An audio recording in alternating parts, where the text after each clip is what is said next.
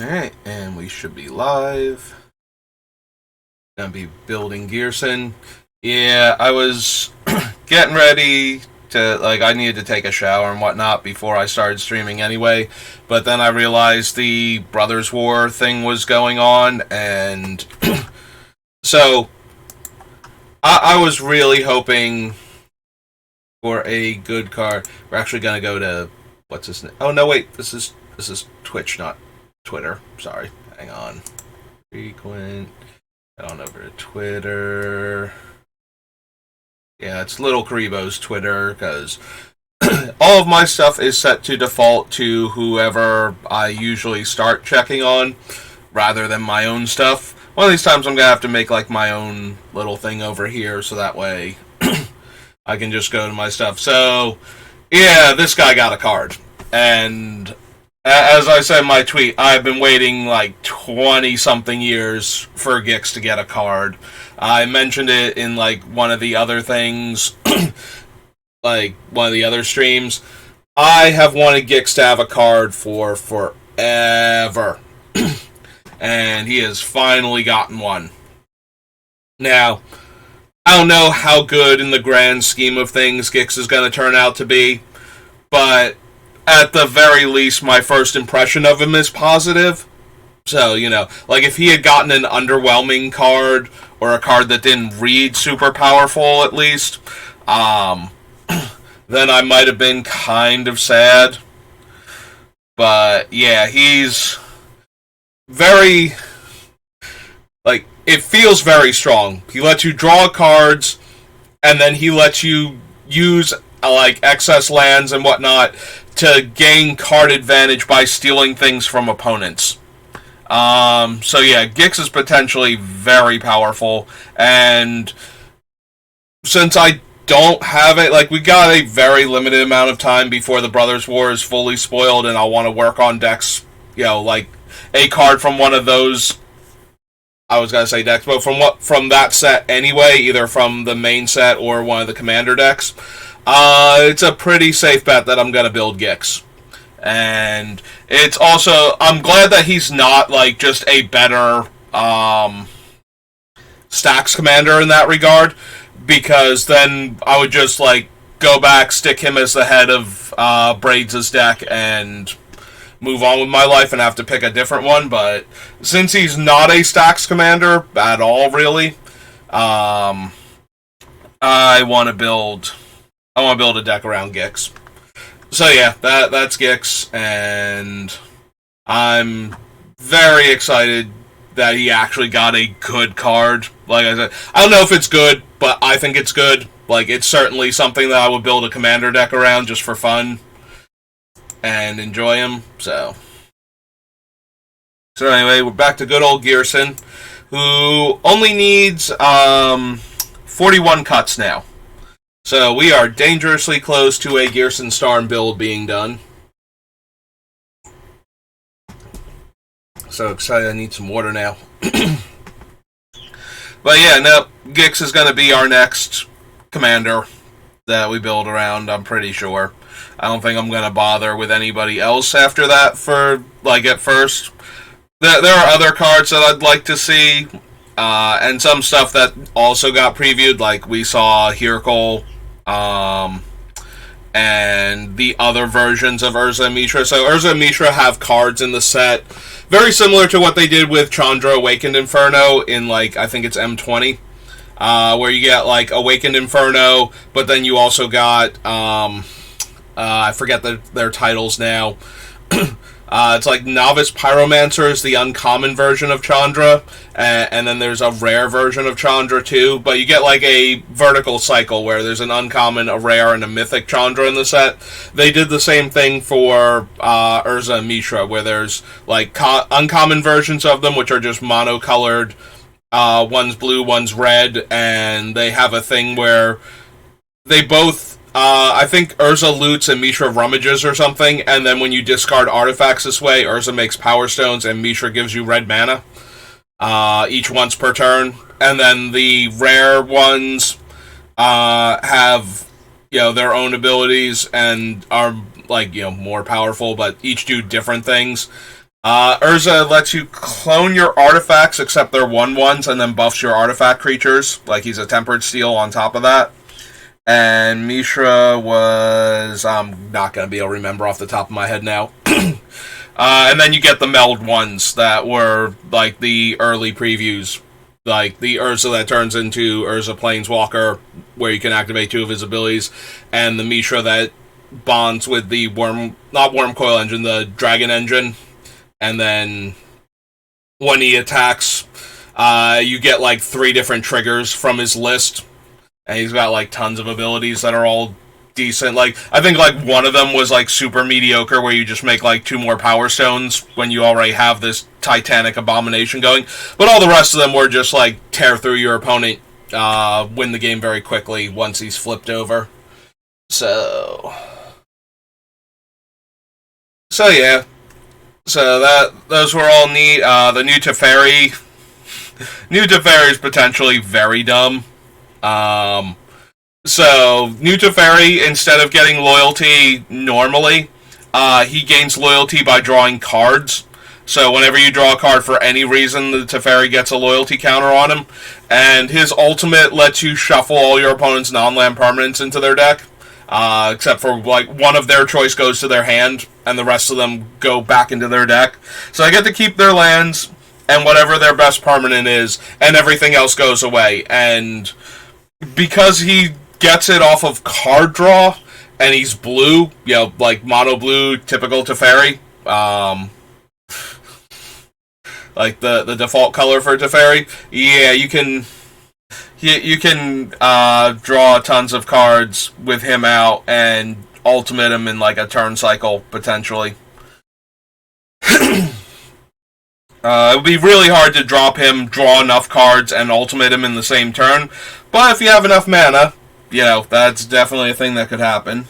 So there was that. We got the mechanics for the set. So I like Prototype. Prototype feels a lot like... it occupies a similar spot to things like Kicker, where it gives you a way... So Prototype is an ability that changes the creature's stats and casting cost, but keeps all of the rest of the game text in the text box. So, like, the example they gave us was like a 7-mana, 7/5 with, like, ward equal to its power, like, in life that the opponent has to pay to target it. But then you can cast it for 3 mana for, like, 2 black and 1, and it's a 3/3 instead, with all of its game text still. So you can play it as like a 3-mana 3/3 on curve in your black deck, or a 7-mana 7/5 in any deck that wants to run it outside of Commander, because you need to be black because of the alternate casting cost on it. So I think that's a very interesting mechanic. And like I said, similar to Kicker, where it occupies 2 positions on the curve in your deck. So this thing is your 3-drop or your top end. Like, it can be either. So you run it because it's a 3-mana 3/3 with ward 3 life. And if you get to the late game before drawing it, you can just cast it as a 7/5 ward 7 life abomination. I think I want to say it had trample. It had some keywords on it besides the ward. So that's interesting to me. There's also, because there are a lot of artifacts coming into play and going to the graveyard and everything, there's also Unearth that appears on a bunch of... so far it's appeared on an artifact creature. I don't know if it's going to appear on regular creatures too. I imagine it will, because Ashnod turns people into robot zombies. So I could see like cards related to her having Unearth also. Also, I did like the Ashnod's Altar blueprint design. So, you know me, I love an Ashnod's Altar. If I'm even kind of thinking about sacrificing my stuff for value, Ashnod's Altar is like one of the first cards on my deck list. So, but that's only because Antiquities is alphabetically very high.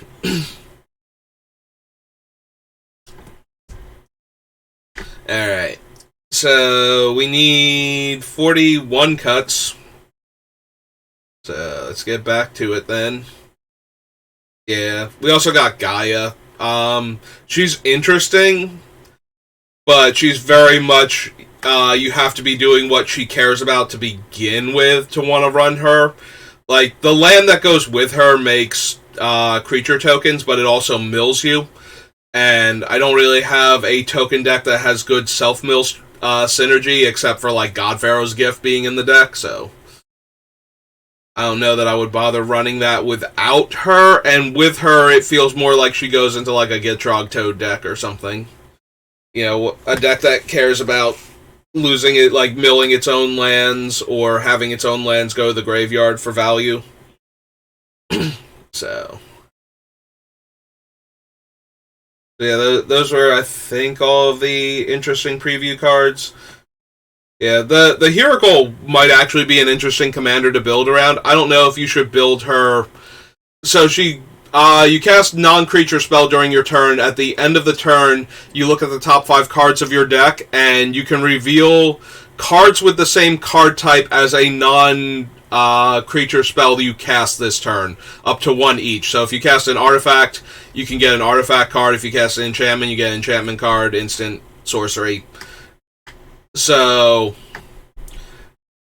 I don't know if you run lots of one type and you guarantee you get one, like whatever the best card is of that type during your end step, or if you run like lots of different types and try and draw like 5 cards at the end of the turn.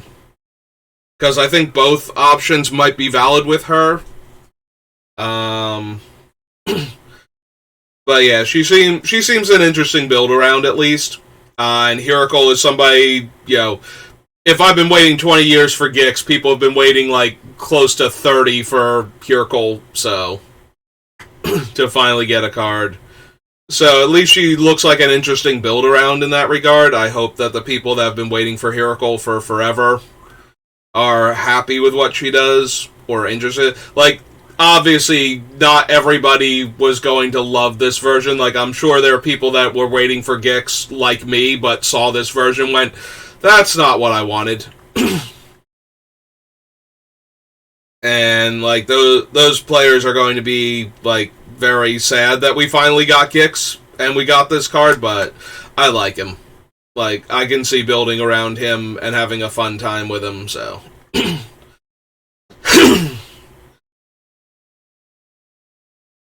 Ray Bombardment into the core, Snapcaster, Hellrider, Cyclonic Rift, Electrickery, Fire Dancer, Scouring Sands.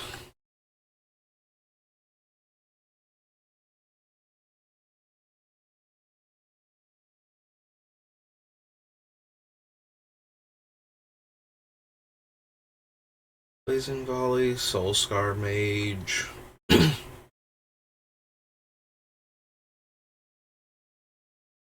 Firebrand Archer. Ollie Summoner I really want to keep still. Tatsuko. Something's got to give here. Like, what?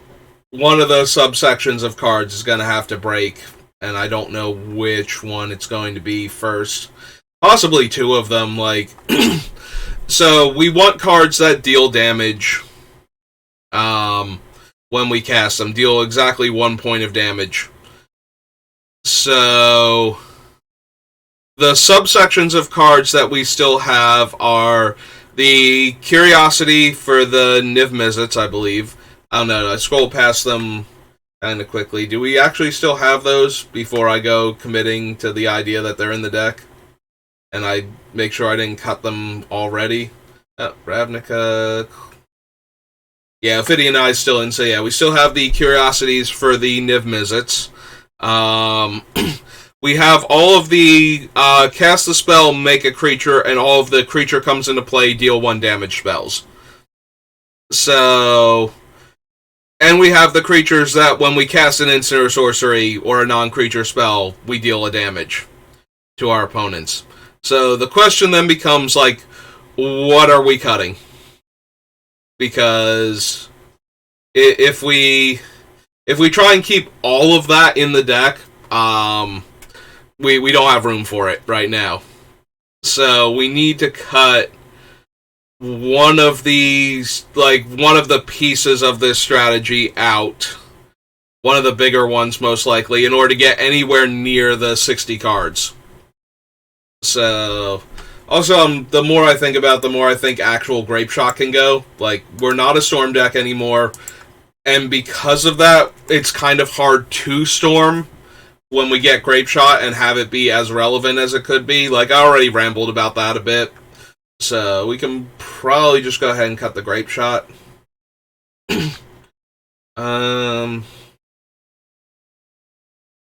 But yeah, we have a lot of individual. Maybe I don't want the Obsidian Fireheart. He's really good though, because if we can pay once, it's sort of like getting Chandra's emblem from the one version of Chandra. Like every time we use the ability, it's locked in. Like even if the Obsidian Fireheart dies, they still keep taking that damage. And even in Commander, land destruction can be very difficult sometimes, especially for destroying your own lands. Like, maybe they would have to 2-for-1 themselves with a Strip Mine or a Wasteland. Maybe they have Dust Bowl, or maybe they don't actually have like proper land destruction in their deck, in which case, or ways to sacrifice their own lands, and now they're just getting torn to pieces by this thing. So I would like to keep it, but maybe because it's a one-of that isn't interacting with any of the other cards, maybe we can get rid of it. Maybe we can get rid of Snapcaster Mage finally. Like, Snapcaster goes way up when we have Storm cards, because he's a 2-mana spell that lets us cast another spell that was probably cheap and or drawing cards, preferably both. So we cut the Snapcaster, that'd be another card gone.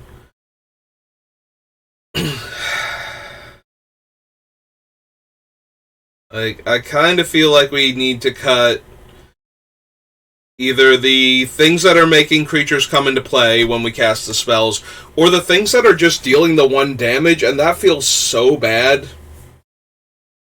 Like, I almost hate the idea of cutting things like Firebrand Archer, because they work so well with just what I'm doing in general anyway.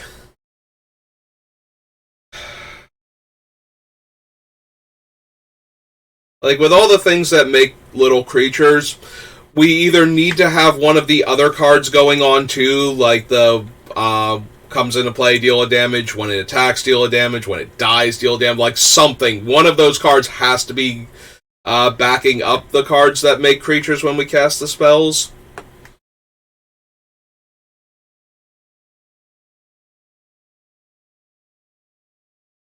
Or we have to get rid of some number of the things that care about, my creatures doing stuff like coming to play, dying, or being sacrifice fodder.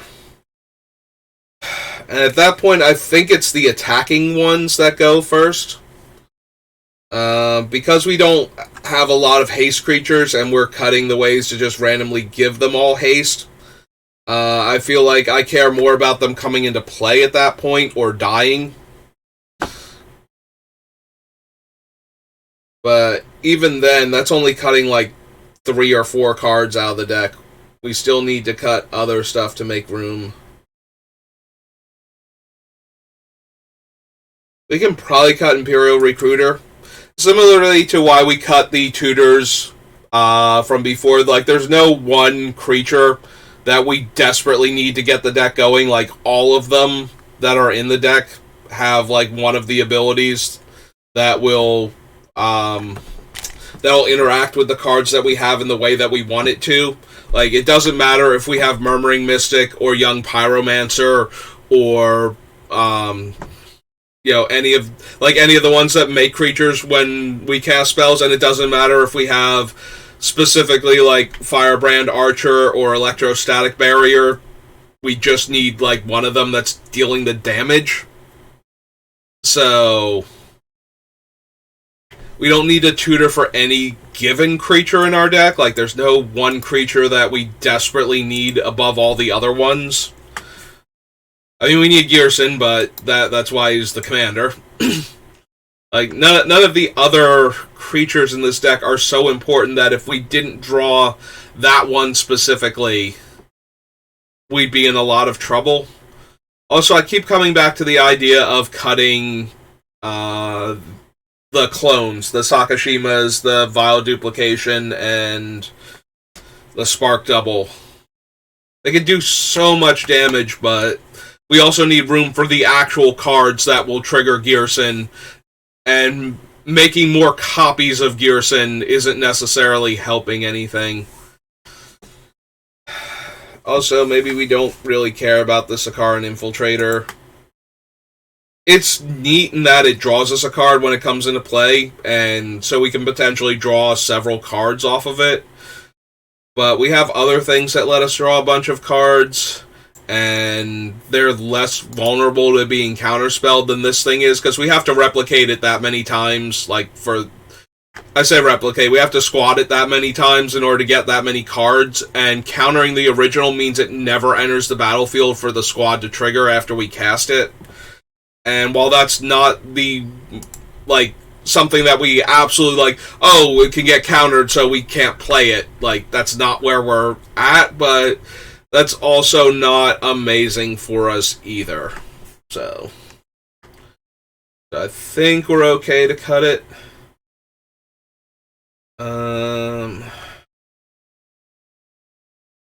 Yeah, Spiteful Prankster. We might be able to. This one needs the creatures to die while the impact tremors, the enchantment, the cons, choose cons or dragons, Outpost Siege.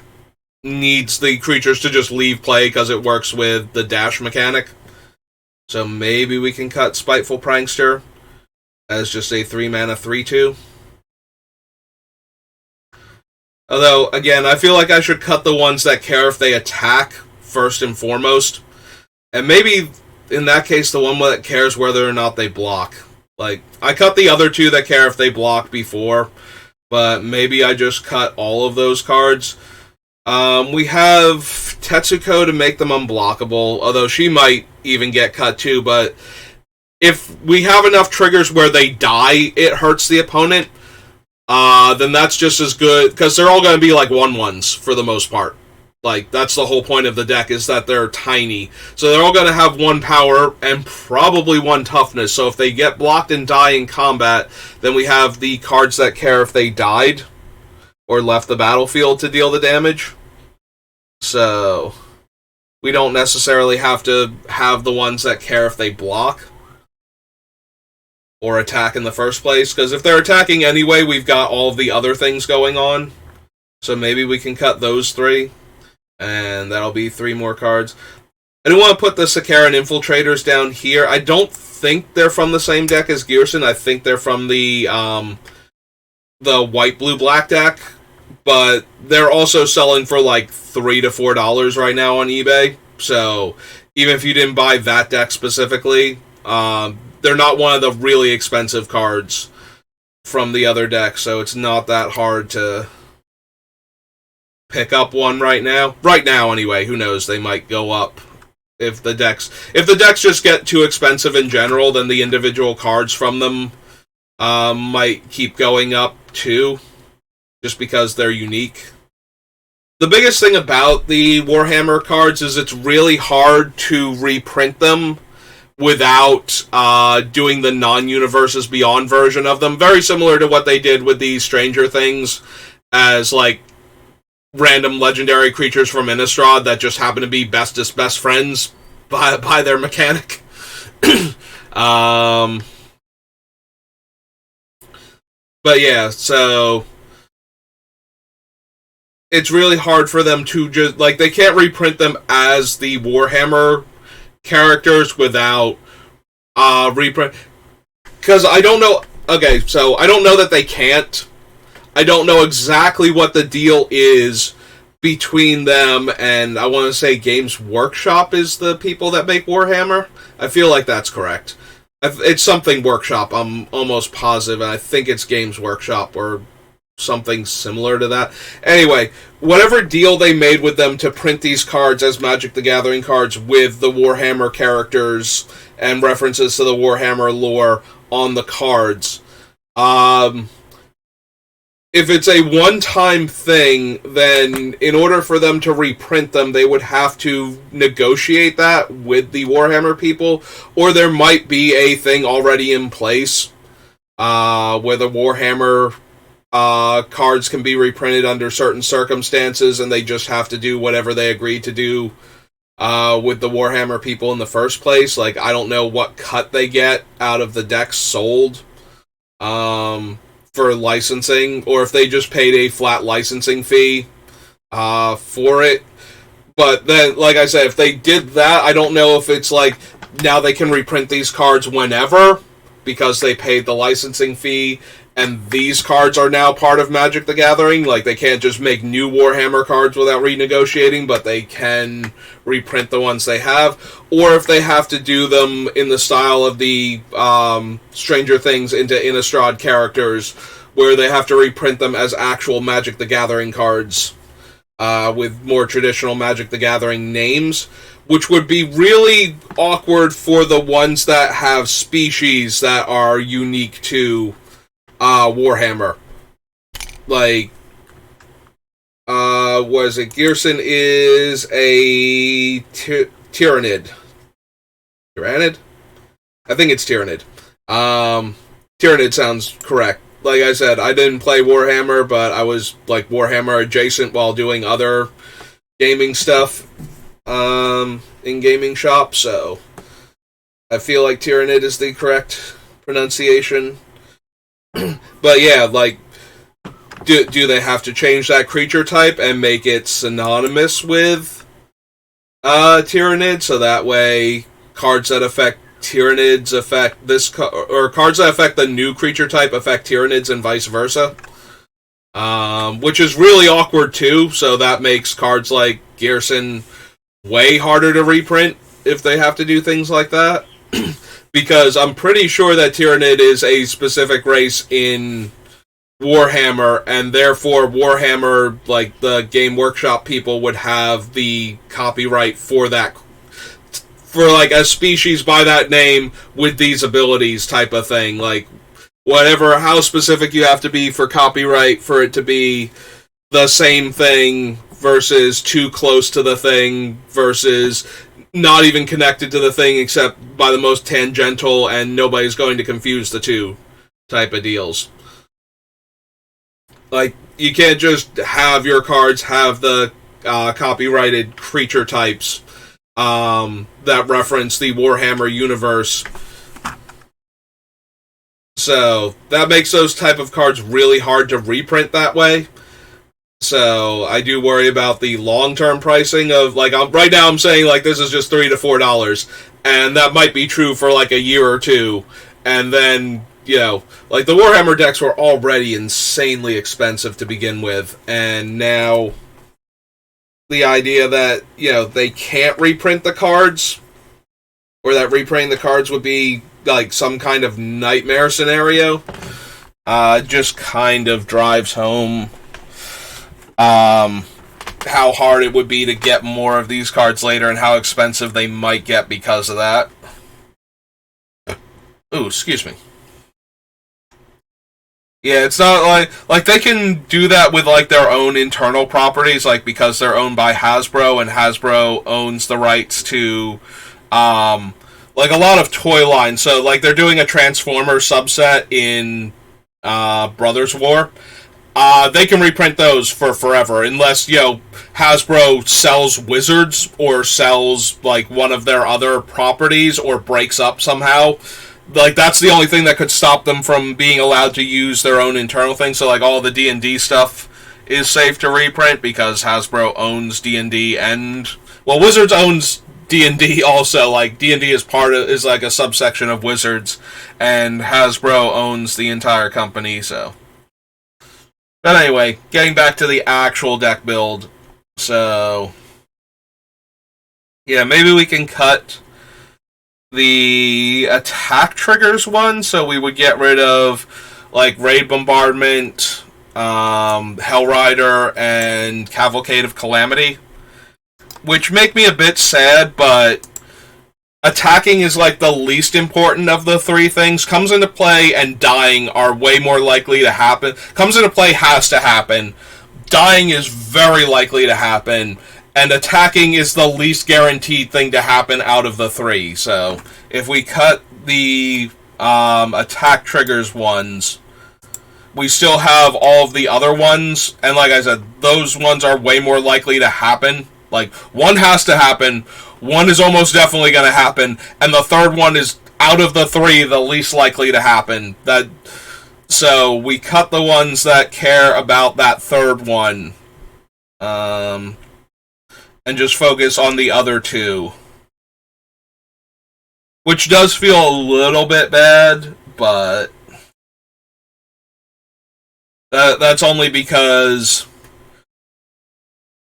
we want to do like all of it. We want to have them come into play and deal the opponent a damage, and then attack and deal them a damage, and then die and deal them a damage. We want all of it to happen. So when we cut out the ability to make one of them trigger at all, it's kind of sad, but I think we have enough instances of the other two triggering, and they'll definitely do the one and almost definitely do the other. Like, we have to make them in the first place, otherwise the other two can never happen. So the ones that care when we have the creature come into play are the most important ones. And again, either they'll die in combat, or they'll die to a board sweeper, or they'll die to something. But they're going to die, or we're going to win, because they're not dying. They're just attacking every turn. There are corner case scenarios where like all of our stuff isn't actually successfully doing anything, and then we'll have a bit of a problem, but for the most part we should be doing stuff constantly. So yeah, as long as we're doing stuff, we're going to trigger the other ones, or we're going to win. Like, those are our only two options. Either we kill them by pecking them to death with flyers in the air and like little ground 1/1s attacking in for damage, or they're dying and we're getting to deal 1 damage because they're dying now. Like, they're doing something. We can't get into a position where they're not doing anything very easily. So,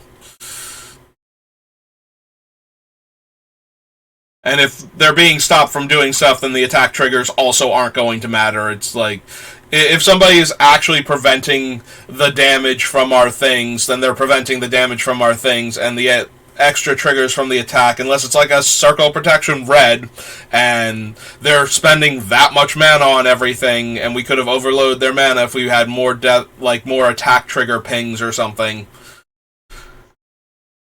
But yeah, I think we should be good as far as like cutting the attack triggers matters ones.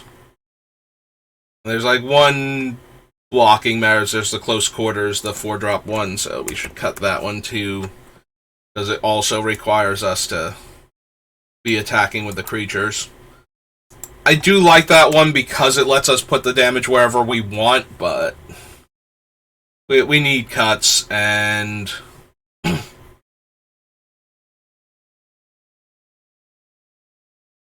gonna be sad if I have to cut Caltrops, because I really want to deal 1 damage to each attacking creature. That feels like something I want to be involved in this deck.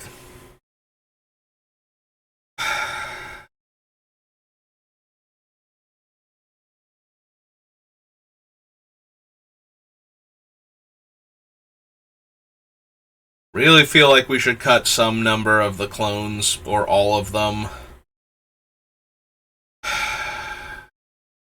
I guess we cut like 3 of them and leave Spark Double.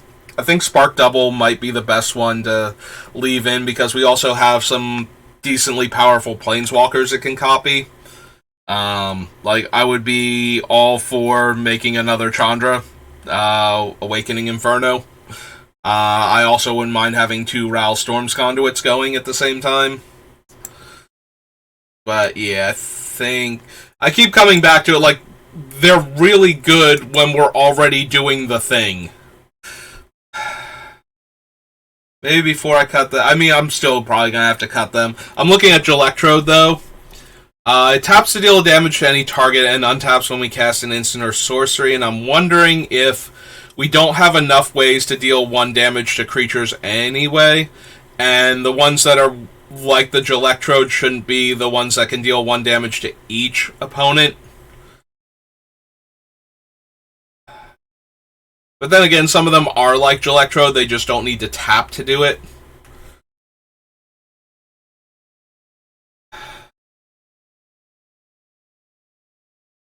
Hmm.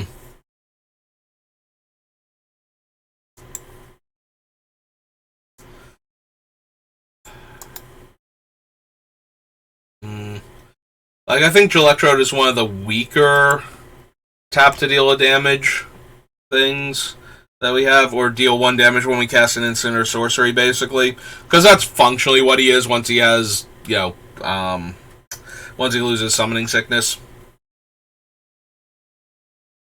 But we desperately need cut, so maybe we cut the Electrode.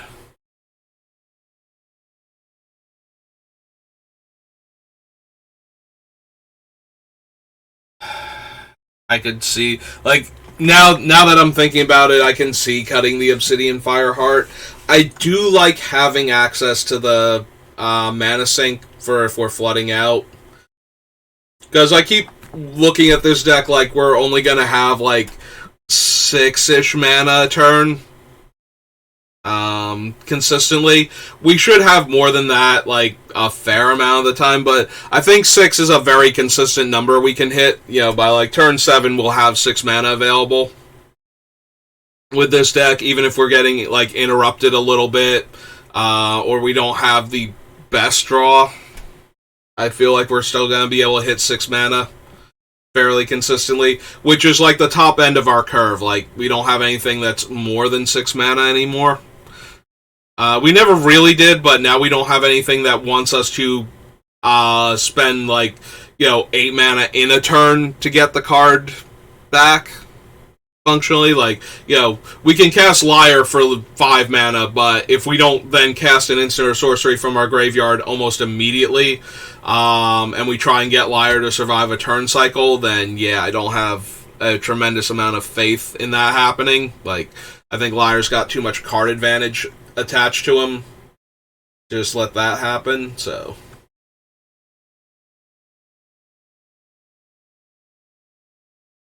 I want to keep the Outpost Siege, keep the Impact Tremors, Allergic Summoning, Disallow is fine. And Disallow can be, like, almost any counterspell at the 3 mana mark. I went on a bit of a rant about trying to get, like, if we're cutting mana drain for money considerations, trying to get a different 2-drop counterspell in, but maybe that's not even necessary. We can probably make do with, like, the 3-drop counterspells. I just kind of wanted another 2-drop counterspell, especially when we're losing something as potent as Mana Drain from the deck for money considerations. I wanted something that at least would cast at the same time.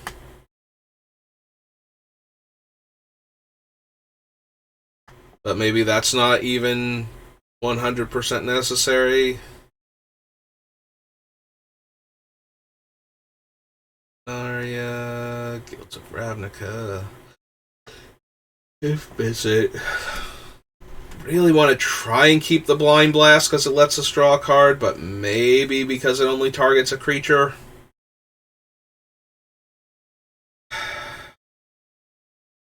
I don't know. Maybe since we're not storming, maybe the Flare, the Zap, and the Blind Blast aren't as good anymore. I do like them, though, because they trigger all of our other things and let us draw a card anyway. Like, that's still fine. Because it allows us, it makes it that much more likely that we'll have a spell in our hand to cast on the next turn. Like, even if we're not storming off anymore, we still have spells to cast each turn to keep dealing the points of damage. So, yeah, no, I'm back on board with them. Valakut Exploration is landfall. exile the top card of your deck. Until end of turn, you can cast it, and if you don't cast it, it goes to the graveyard, and you deal damage to your opponent equal to the cards put in your graveyard by Valakut Exploration that way this turn. So if we landfall and we don't cast it, it deals 1, which, triggers our guy. And if we do cast it, then we got a free spell out of playing a land that turn. It's like a 3-drop enchantment. Yeah, I guess it gets to stay still for right now. We're going to need cuts, and eventually something's got to give, but we're making cuts still, so it doesn't have to give right this second.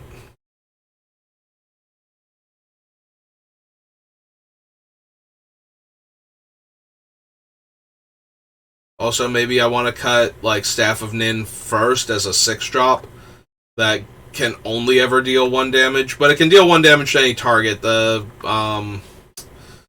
Valakut Exploration was, I believe, 1 damage to each opponent.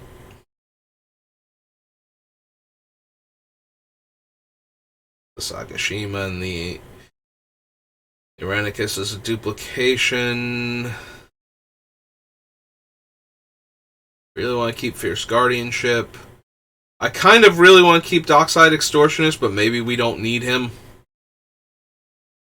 Like, we're not a big mana deck. We don't need all of the extra mana, and we cut a bunch of the other Artifact Matters things, like the ones that let us tap 2 artifacts to deal a damage, or care when an artifact comes into play. So maybe we can cut Dockside.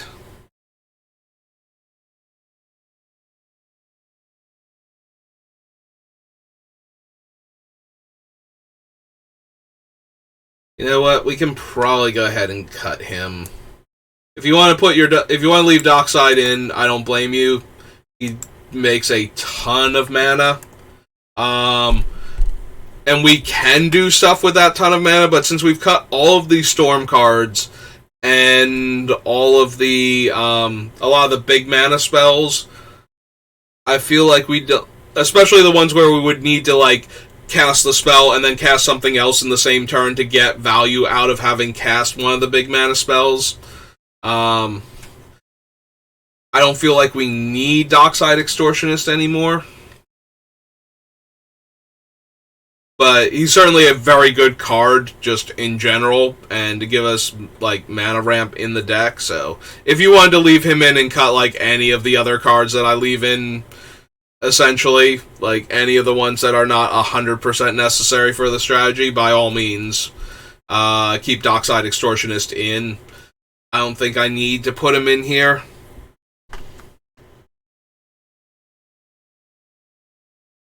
Like, he will certainly give you a burst of mana, and that can certainly win you games. Like, I'm not arguing that Dockside Extortionist is not just a generically very powerful card in Commander. Like, it's very hard for opponents to not have artifacts or enchantments, even in the early stages of the game. Like, you might be able to get... Like, if you go last, your turn 2 play being Dockside Extortionist might get you, like, 2 to 3 treasures, just because... Like Soul Rings and Tops and Signets and all of that. Like, all of those types of cards come down turn 2, like turn 1 and turn 2. So you could very easily be getting, like, 3 treasures off of a Dockside Extortionist if you play it on turn 2 where you go last. Which means if you play him by the time people have gotten to their turn 3, you're almost definitely getting, like, 4 to 5 treasures off of Dockside. So he's definitely worth it to include in your deck, but I don't think we need him, and I would rather focus on the things that are doing the cool thing with Ghyrson rather than basically a mana dork. Like, it's a mini Lotus at that point. Ritual that you can hold on to the mana until you need to use it type of deal. Which, you know, again, very powerful effect. I'm not trying to say that don't think Dockside Extortionist is good enough for the deck. I just don't think he's on theme for the deck, and I would rather play into the theme than run him. It's the same reason why I'm considering cutting things like Snapcaster Mage. Like, they're very, very powerful cards, and they work. Like, they do work in the deck. They do things that the deck is interested in. And that a lot of decks are very interested in. You know, recasting your spells is, you know, just a form of card advantage at that point. You play your creature, you get to attack or block with it, and you also get to cast another spell that was already worth casting the first time. You know, that's just generally good in Magic, so I'm not arguing that these cards shouldn't be in the deck because they're not good enough. I'm arguing that they shouldn't be in the deck because we have a set goal in mind where we're trying to kill our opponent by dealing them 1 damage at a time, so that we're dealing them 3 damage at a time, and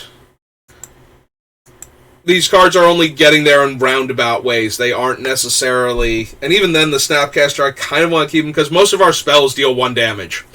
So the Snapcaster is just another one of those spells in the mid to late game. But yeah, Dockside Extortionist, do not think that I'm cutting him because I don't think he's good enough for the deck. I do think he is good enough. But I feel like he's also just generically powerful instead of doing what the deck wants to do. Like, even Snapcaster I can argue more. If we had more cards that cared about artifacts specifically coming into play to deal the 1 damage, and more artifacts that dealt the 1 damage, then Dockside Extortion. Like, you can build a Pings Matter deck with, like, the 1/3 from Kaladesh that deals a damage when an artifact comes into play, and the Artillerist that deals... Well, the Artillerist doesn't work with Dockside Extortionist, unfortunately, because he deals damage equal to the amount of artifacts that came into play to an opponent, so getting all of those at once, like, yes, it will deal a bunch of damage to them, but it won't deal 3 times that much damage to them with Ghyrson out. So that's a little disappointing, but you can do that where, like, and then each one of your regular, you know, you cast, like, Arcane Signet, it will deal a damage, and then Ghyrson will deal that, and then the other guy will trigger because it came into play, and yeah. Like, you can do that as a build for Ghyrson. You can make him an Artifacts Matter with Artifact Ping triggers, and then I think Dockside Extortionist would be very, very good in the deck, because the 1/3 is... It triggers individually per artifact to deal a damage to each opponent. So Dockside Extortionist putting like 10 artifacts into play simultaneously deals 30 damage to your opponents. So if we were going that route, I think Dockside Extortionist would be 100% the correct card to keep in the deck and would be doing a ton of work. But because we don't care about the artifacts coming into play, I think Dockside Extortionist is a bit worse in this version of the deck. Like, just a bit. Like I said, he's still somewhere between a Lotus and a, you know, ritual that floats mana for a while. So, but we're not getting paid off for the artifacts, is the thing. So I think we can cut him. But like I said, if you disagree with this decision... because the raw power level you want, like, you just want the raw power level of Dockside Extortionist in your deck to ramp you, by all means, pick another card that you think I'm wasting time with and cut that card and leave Dockside Extortionist in your deck. If you want to copy this deck otherwise. I think it'll be a perfectly valid decision, and Dockside Extortionist is just generically powerful enough that it doesn't matter. Like, you'll still get enough out of him, I think. But he's not 100% on board with what we're doing, and I need cuts. And I prefer to run the cards that work really well with the commander that we have, rather than cards that are generically powerful, if they're not utility. Like, I need a certain amount of ramp, so Soul Ring gets to make it into the deck, and Signet and whatnot, and I need... ways to interact with other cards that our opponents are playing, so I need, like, creature removal and some amount of artifact enchantment Graveyard Hate, Land Destruction. Like, I usually try and jam all of those into each of my decks. So, even if we don't run Dockside Extortionist, I still have to run some amount of other cards like that just have utility in the deck. But for the most part, I want cards that are doing something that works with the commander. So yeah, I'm cutting Dockside Extortionist, but don't feel like you have to follow that. Like, by all means, jam Dockside Extortionist into your deck. Yes, also run Darkside Extortionist.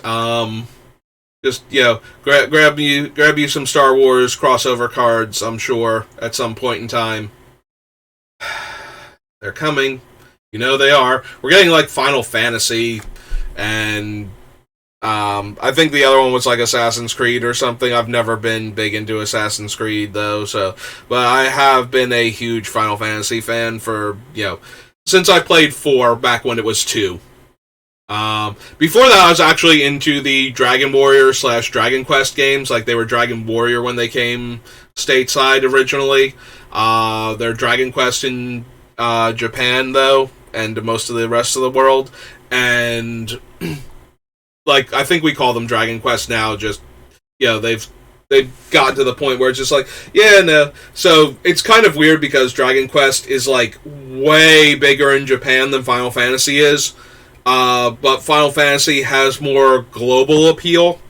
So in Japan, a new Dragon Quest game is like one of those things where, like, all of a sudden everybody calls out of work sick that day, and has to be, like, at home playing it.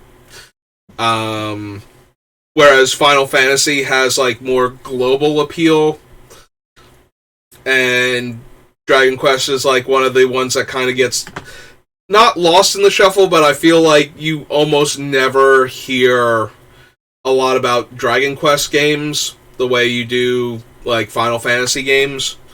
So yeah, we're getting a Final Fantasy Universes Beyond, and as somebody who absolutely loves Final Fantasy, I'm still gonna be like, I just wish they were Magic cards, like, without the Final Fantasy paint job on them. Like, the same way I wish that I'm sure there will be ones that I'll love because I love playing Magic, and I don't care about Warhammer, and I still like a bunch of the cards from the Warhammer set, like, just as Magic cards. Like, because I don't know enough about Warhammer, I can just kind of pretend that it's not a licensed thing. Like, we're just on some weird sci-fi plane right now. And, if I do that, and I look at these cards, then, like, some of them are just very good, and I want them in, like, certain Magic decks that I've, like, Commander decks that I've built. Like, they do things that work very well in my pre-existing Commander decks, and they are Magic cards. So at the end of the day, I still want them, and I will still play with them. I would prefer, though, especially when it's a property that I actually know, and know well, if we just didn't bother. Like, seriously, I don't need Magic to be the Funko Pop of collectible card games. And I don't know. I would just prefer if we didn't. Like, yeah, they're going to print cards, and it's gonna be like, oh, here's Cloud, and he's really good, and it'll be like, yeah, and I would have been just as happy if he were any other legendary, red, white, aggro commander. You didn't need to make him... Like, yes, I get the idea that you get top-down designs for the character, like the Street Fighter characters, when they did them, you would not get these characters, like these cards, if they weren't trying to be Street Fighter characters, if they weren't trying to turn Street Fighter characters into Magic the Gathering cards, you would not necessarily get these designs. But at the same time, I don't need... Like, I've been playing Street Fighter since Street Fighter 2 back in the early 90s, and I did not need a Ken or a Ryu or, because I mostly mained, like, Ryu for like ever and ever. Yeah, I like my Shota style fighters. Thank you. Um, like I did not need a Magic the Gathering card of them. The only thing that I kind of like is oddly enough, the way I prefer Universes Beyond stuff is when they reskin things. The only card, so you get like a bonus card whenever you do a secret lair normally. And sometimes the bonus card is a random thing, like they were doing like the alternate artwork Persistent Petitioners for a while, and then they were doing like foils of Slivers. Um, but sometimes they have a very specific card, like The Walking Dead had the baseball bat with the woman's name, and so the Street Fighter one, they reskinned Lightning Bolt as Hadouken, and that amuses me. Like, that one actually makes me smile. Because it's just a lightning bolt. But the idea, like, I would love to do a Storm deck with Thousand Year Storm, where the top end, I'm just trying to cast, like, a burn spell and copy it a million times. Just so I could spam Hadoukens at people.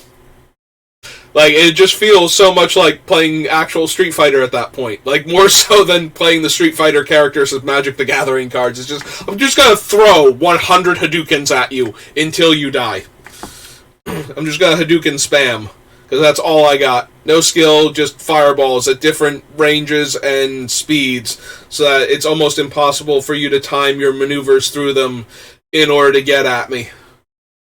Like, if you don't know the intricacies of your fighting game, you are going to have a really bad time trying to navigate all these fireballs. And that amused me. But it amuses me, and it's a reskin rather than a unique card. Like, I'm more entertained by Hadouken as Lightning Bolt than I am the idea of trying to build a commander deck around any of the Street Fighter characters. So... So yeah, I'm not thrilled with, even though I'm going to love some of the cards, I'm going to love them because they're Magic cards that do Magic the Gathering things, not because they have perfectly captured what I think Kefka would look like as a Magic card. Like, I don't need that. I need good Magic cards, and only good Magic cards, not, like, good Magic cards that are, Final Fantasy characters, or Assassin's Creed characters, or, Warhammer characters. But I will play them, like I said. They will have some cards that will be fun and interesting as Magic the Gathering cards regardless. Hopefully. I'm going to buy them because I collect everything, which frustrates me. Like, I would love to be able to just look at them and go, no, I'm not buying those because you're making a terrible decision and I hate the decision that you made. Which, if you don't, I was going to say impulsively, but that's obsessively collect the game the way I do, is a perfectly valid thing, but I can't not have the cards and then make a deck that would want them. Just because I hate them doesn't mean I won't run them. Ooh, lost my headset. Just knocked it out. I have my hands resting on top of my head and I slid them forward and knocked the headset off. But not that I super need it, because I'm not listening to anything, but I just like to have the streamer set up and be prepared, so that way I always have the headphones on and I switch to the headphone music when I do arena streams and whatnot. So that way the music doesn't create an echo or a weird thing. The music, so not an echo, that's not fair. The sound gate will cut the music off when I'm not talking, so the music cuts in and out with me talking, which is kind of obnoxious. It's kind of like when I have the fan on and it picks up the fan humming in the background, so you only hear the fan when I talk. That I find those to be really distracting and annoying, and I wish that didn't happen, but I don't know how to get the noise gate to stop the fan without having a problem where sometimes it misses my own voice due to proximity, so... Alright, well, I've rambled enough, and I do want to get Ghyrson done today. So, 1, 2, 3... 4, 5, 6, 7, 8. There's a 9th card down there. Okay, so 9 cards, so 92. So we're down below 100. And yeah, we put the one dude that I just deleted off of the list like down at the bottom anyway, because he's still like $3 right now. So, which is what kind of got me into the rant about Universes Beyond stuff and the difficulties in reprinting the cards and everything. So.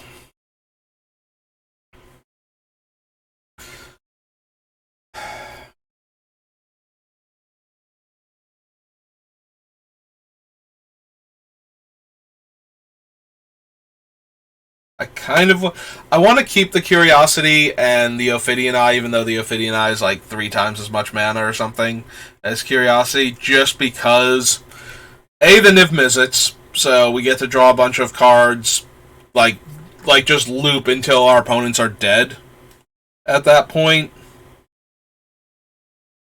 But we also get to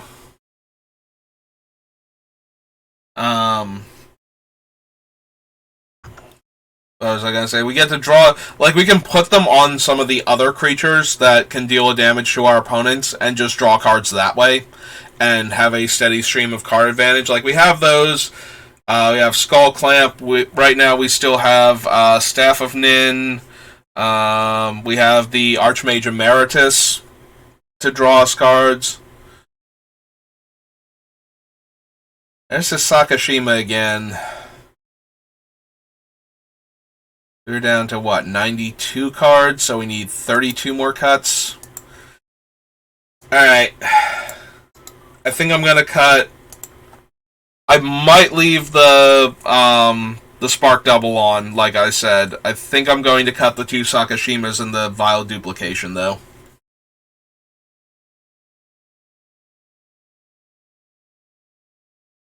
Maddox, Repeal... Ophidian Eye, Coalition Relic, Needle Drop, Blight Sickle, Flame Jab, Guanar. Yeah, I think I'm going to cut those 3.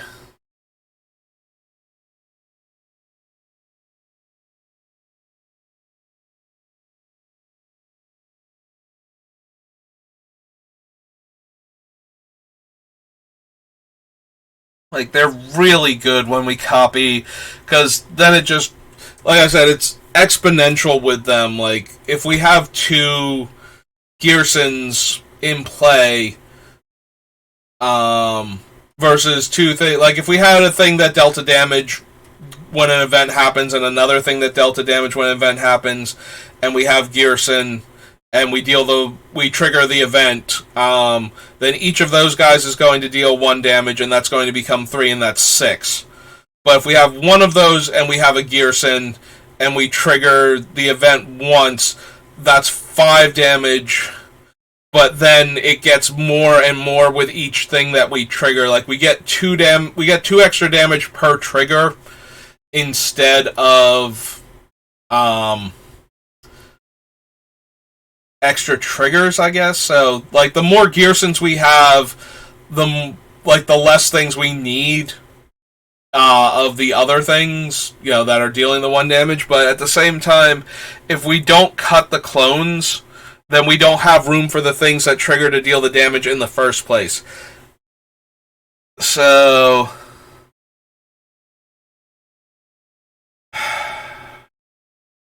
it might still technically be better to clone the thing now that I'm thinking about it. Like, does the math actually not work out? Like, if we had a thing that dealt 1 damage and we have Ghyrson and we deal the 1 damage, then Ghyrson makes it 3. If we had 2 things that dealt 1 damage for the same event, Ghyrson would be 6. But if we had 2 Ghyrsons in 1 thing, then it's 5.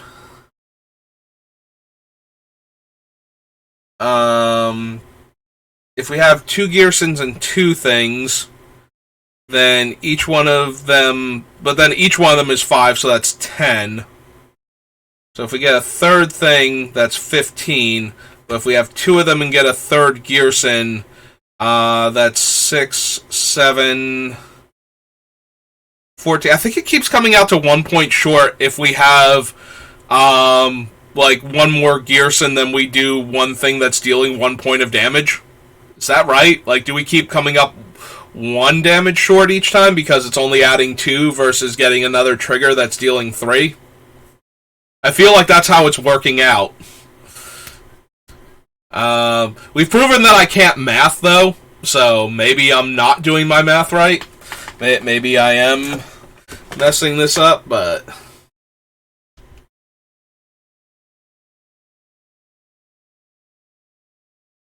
Because we have a well-documented, like, dozens of videos, and several of them prove that I can't do math, so that evidence is very clear, and we can't rely on me to have done math properly. But I think maybe I don't care as much about losing the clones then. I thought they were adding a lot more to the damage, but yeah, maybe we just want more things that trigger to deal more damage. Like, what happens if we have, like, if we have 3 things in play and 1 Ghyrson, that would be 9 damage. If we take away 2 and have 2 Ghyrsons... Hang on. If we have 3 things and 1 Ghyrson, that's 9 damage. If we have 2 things and 2 Ghyrsons, that should be 10 damage, right? So eventually the number of Ghyrsons should exceed the number, like the benefit. Like if we're just going 1-to-1, like trading out a Ghyrson for another thing that deals points of damage, I think we lose a damage there. But once we get up enough things and we add a second Ghyrson in versus adding another one of those things in, it actually starts to deal more damage with the Ghyrson. Maybe that's why. I don't know. Like I said, my math skills are not great. So sometimes I fail at simple math, so...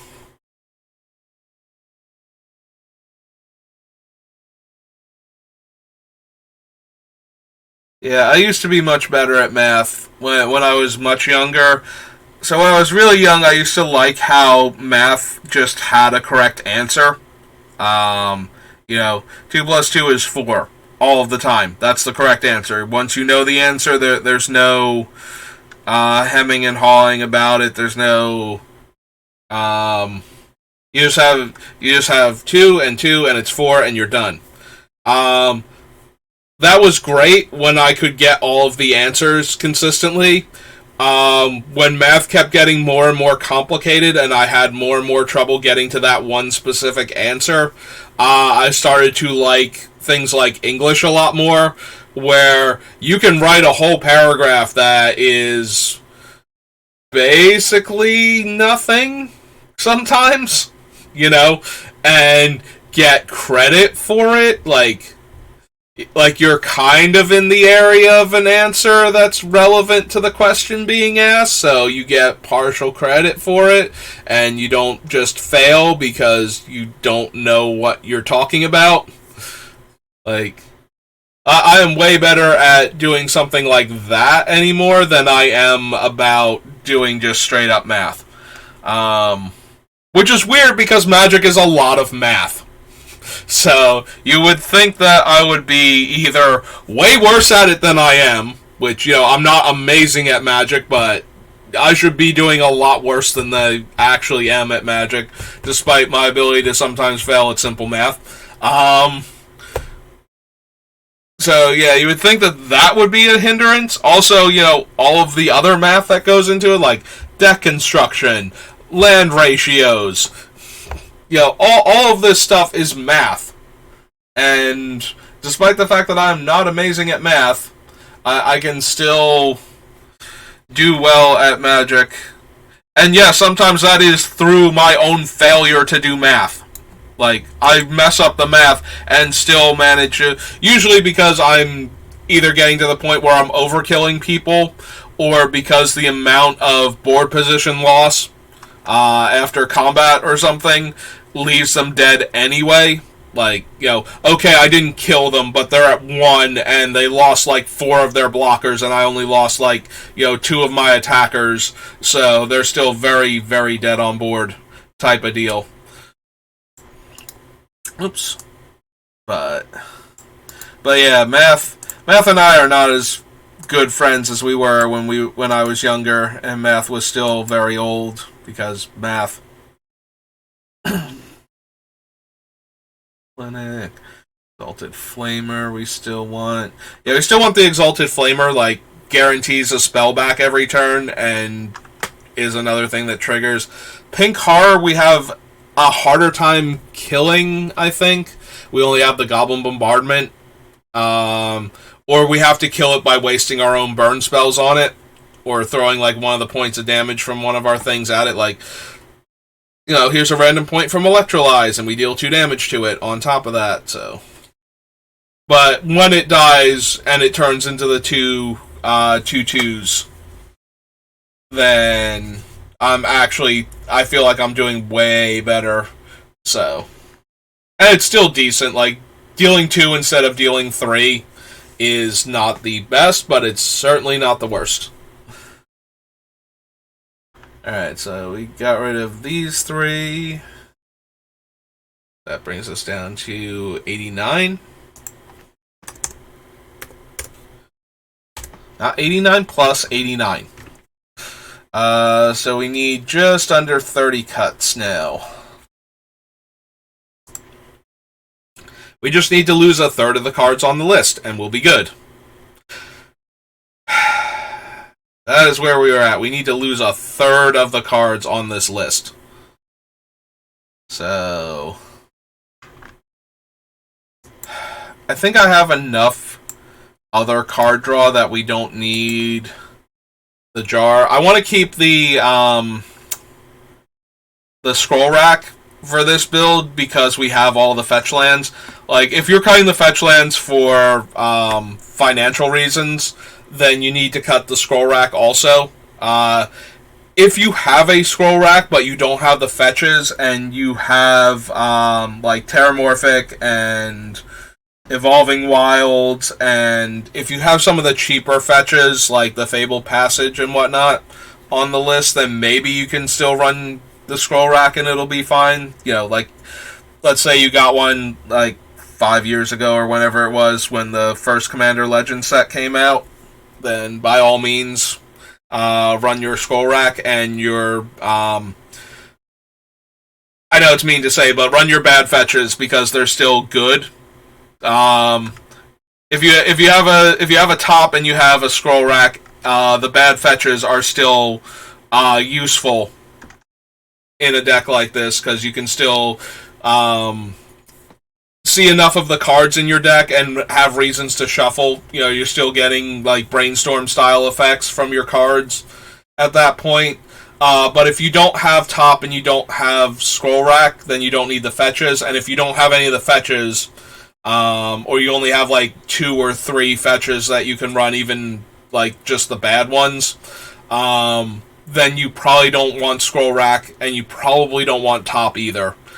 They really do need a critical mass of ways to shuffle your deck after you've used those 2 cards. So if you don't have them, you don't need the fetches. If you have the fetches, that's fine. But if you don't have them, you don't need the fetches. And if you don't have the fetches and you don't have cheaper replacement fetches, then you probably don't want those cards. If you have scroll rack and you have top, I would say if you have Terramorphic and you have Evolving Wilds, Fabled Passage, and then there's one from the second time we were on Innistrad, the one where Emrakul's on the plane. I think it's the first set, Shadows over Innistrad, but it might be Eldritch Moon. There is a land that has 2-tap sack it, it taps for colorless and has 2-tap sack it, and search your deck for a land, so you grab that one. If you can get Grixis Panorama from Shards of Alara and Maestro's Theater, I think that would be enough fetches to, like, if you have top and scroll rack, I think that would be enough fetches to go ahead and run those cards anyway. And then if you can get, like, any of the other ones, I really hesitate to recommend, like, the ones from Mirage, like Bad River and Flooded Something That's Not Strand, and you have to run the red-green one then, and the red-black one is like Rocky Tar Pit. I hesitate to suggest putting those in the deck because I like them even less than the... Because at least the other fetches, you can play them and immediately fetch. Like, those come into play tapped, and then I believe the other things that you fetch for come into play tapped too. I could be wrong about that. They might come into play untapped from the second thing, but... Yeah, they are super, super mediocre coming into play tapped like that. Like, I would rather have the thing that I fetch come into play tapped than the fetch land itself in Commander. So, but yeah, those are, if you have the cards that let you manipulate the top of your deck enough, and you don't have the really expensive fetches, you can make do with all of the cheap fetches, like the okay ones, the mediocre, the mostly bad but not terrible. But I think once the Mirage ones always feel so bad to me. Like, I do not like them. They're so much worse for coming into play tap themselves. I feel like, I don't know, maybe I'm being too mean to them. I mean, you could always, like, scroll rack, and if you get one of them, you play it tapped, and then on your upkeep you crack it, so that way you shuffle away the cards that you didn't want to draw anymore. But they still feel so bad, relatively speaking, so...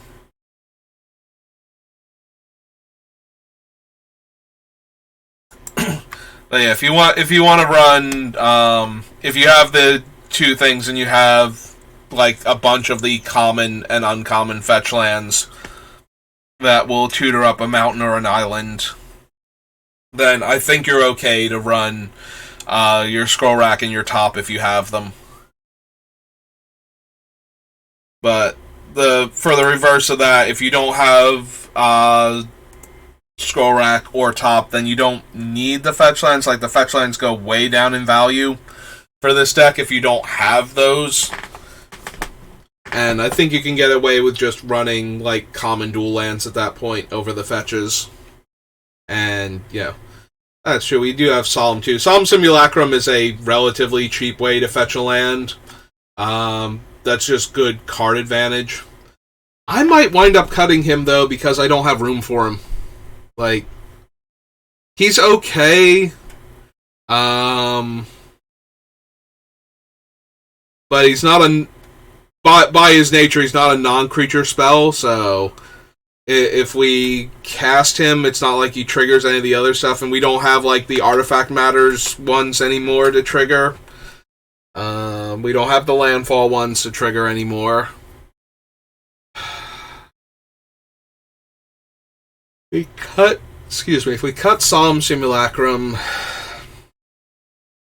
like, we needed 29 cuts, but he's not on topic. We have other ramp sources. Like, Sad Robot is just generically good, and for that reason, I might wind up cutting him. Like, he's not doing anything special in the deck. Sad Robot usually makes my decks, but I feel like the more that I've been building Commander decks, the less he does, because he's one of those cards that makes it in initially, and then later on I'm looking for cuts for things that actually work well with the Commander, and eventually... He's still in a bunch of my decks, though, but I feel like he has more justification in the decks that he's still in. Like, being in Nin, for example, I can shoot him to draw cards with Nin, because I kind of use her and my creatures in play as weird Brain Geyser effects.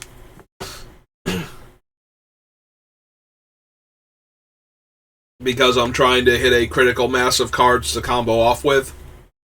So yeah, Sad Robot probably is okay in all of the decks that I have him in, but I never really think about him in terms of, is he going in this deck because he works with what the deck cares about, or is he going in this deck because he's just generically good? And I think I used to put him in because he was generically good, but I feel like most of the decks I have him, I'm sure there are a couple of decks where I might not supposed to have him still in there, but he's just generically good, so he managed to make it into the deck. But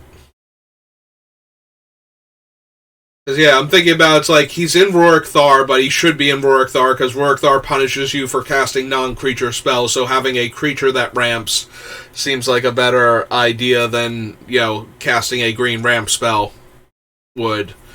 So that seems fine.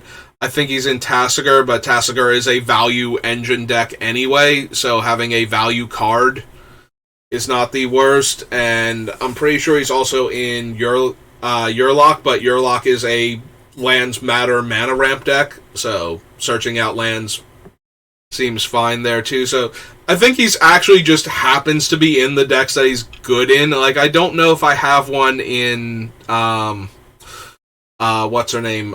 Gisela, for example, or my Bolas Steal Your Stuff deck. I forget if he's in those decks, honestly, now that I'm thinking about it. And now I'm kind of curious. Like, did I actually get to the point where I just naturally have Solemn Simulacrum only in the decks that are actually good with him, that get value out of him, like, all the different ways?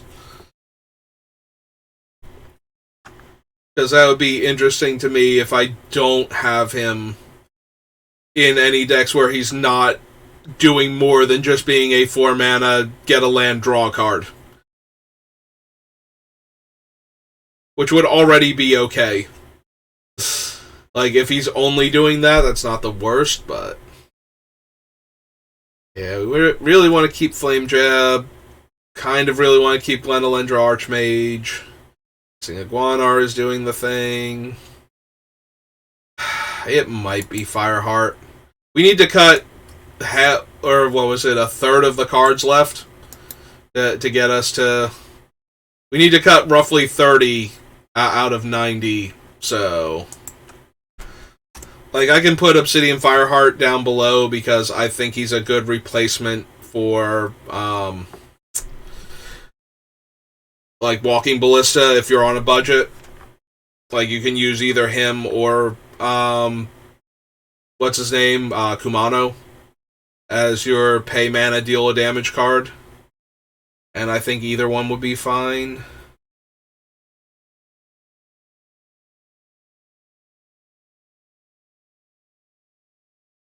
I don't know, maybe it's going to wind up being like Electrickery or something. I could also see cutting Goblin Slide, like making our spells more expensive to get the 1/1 when we already have other cards that will just give us a creature when we cast a spell. Like, maybe we can go ahead and cut that then. Because we have Shark Typhoon, Metallurgic Summons, Young Pyromancer, Saheeli, and then like one or two other cards that make a creature when we cast a non-creature spell. So why do I need to spend an extra mana on that spell in order to get another 1/1 Goblin when we can have like all of those cards throwing creatures onto the table?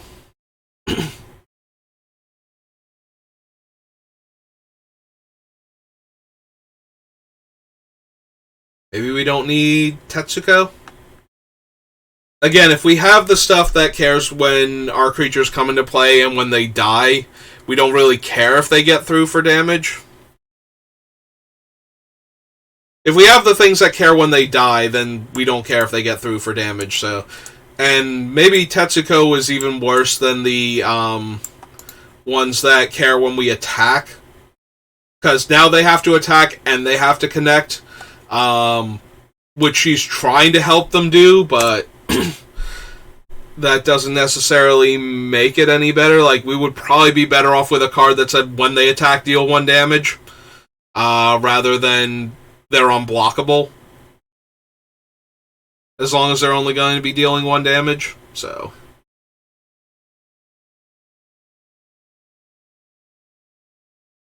so that's 1, 2, 3.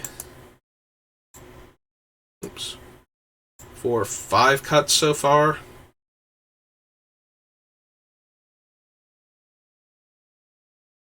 Storm Conduit, Sahili Sublime Artificer, Shark Typhoon, Slide Sorcerer, Skyclave Relic.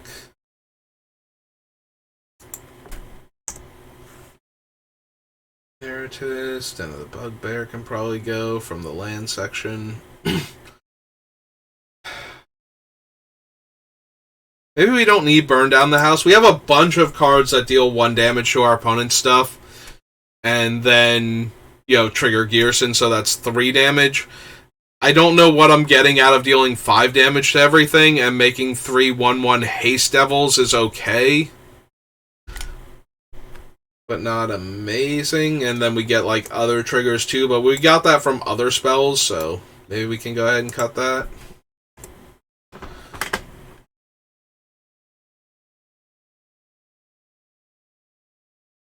Yeah, we already have, big scary reset buttons in Oblivion Stone, primarily.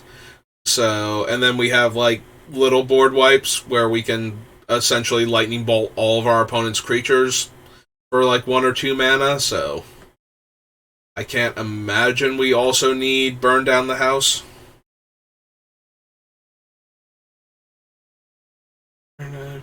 Incinerator, Prismatic Vista, Signet, Mass Diminish, Fierce Guardianship, Witch's Clinic. We also have 2 cards that right now turn all of our opponents' things, turn one of our opponent's things into 1/1s, because they both target I think they both target this. Polymorphous Jest target.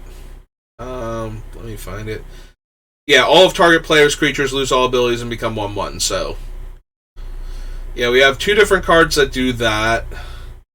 Which will allow us, if the opponent has a bunch of large, powerful creatures. The Jest also knocks off abilities, so we kill the indestructible ones that way. Mass Diminish does not, so we need a Wither effect, like Soul Scar Mage or something, to kill the indestructible ones. But it does have flashback, so we can cast it twice to trigger our things, and yeah, okay. So, I kind of want the Obsidian Fireheart down here as a budget option. Add that. I don't know that we want any of the other ones. Yeah, I think Tetsuko might be worse than just having a card that, the Cavalcade or something, where it deals the 1 damage just because I attacked, or a Hellrider. Hellrider might be better than any of the other ones, just because it gets to attack in for 3 also, but it's also a creature and therefore more vulnerable. Still. So 1, 2, 3, 4, 5, 6. Brings us down to 83. 23 more cuts.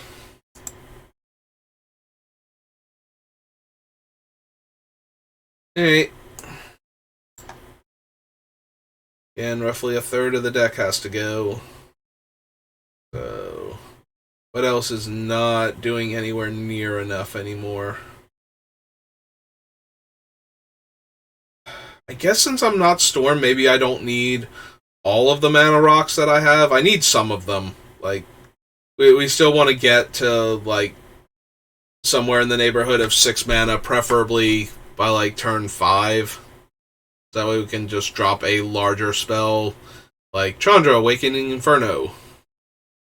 Is it Awakening? I thought it was Awakened, but I could be wrong.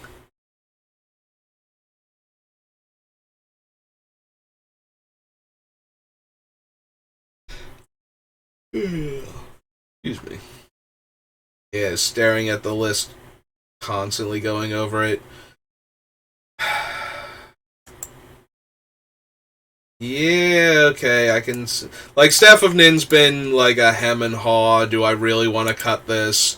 Do I have enough card draw elsewhere? And I think I have enough card draw elsewhere with a bunch of my other things that I don't need the Staff of Nin in the deck. So let's go ahead and cut that.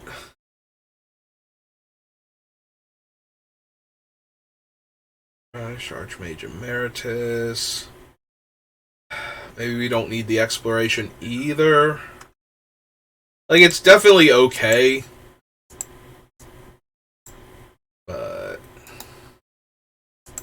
I think we have enough other card draw cards that we have some counter spells in here, so those things will just wind up turning into points of damage without actually doing anything else. And we cut the other ones, so maybe it was silly to bother trying to keep Spark Double on the list.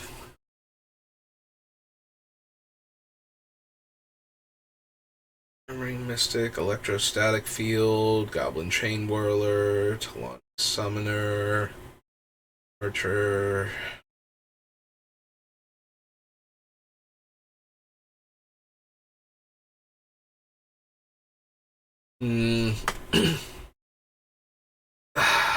It makes a 1/1 and deals 1, and that triggers all of the other things to make stuff, and it triggers all the ones when a creature comes into play, and it deals a damage. Like, I can't make Mischief.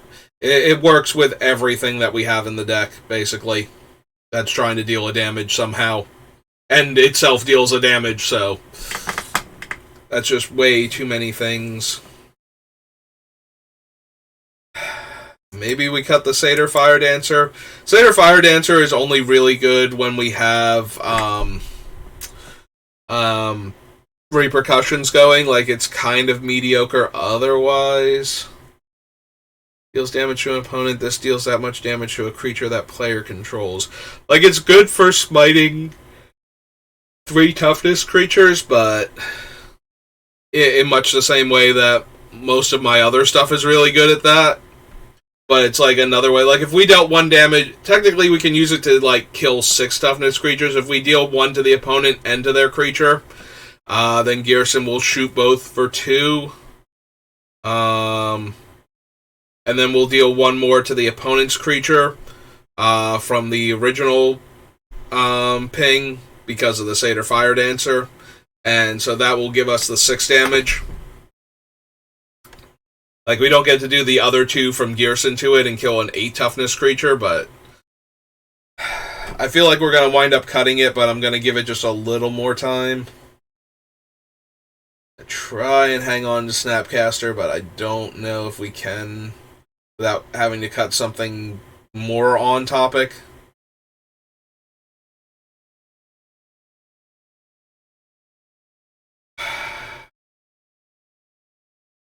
We cut the Ophidian Eye and the Curiosity. I kind of don't like cutting either of them because even if we don't put them on the nibs, we can still put them on our other things and still draw a lot of cards.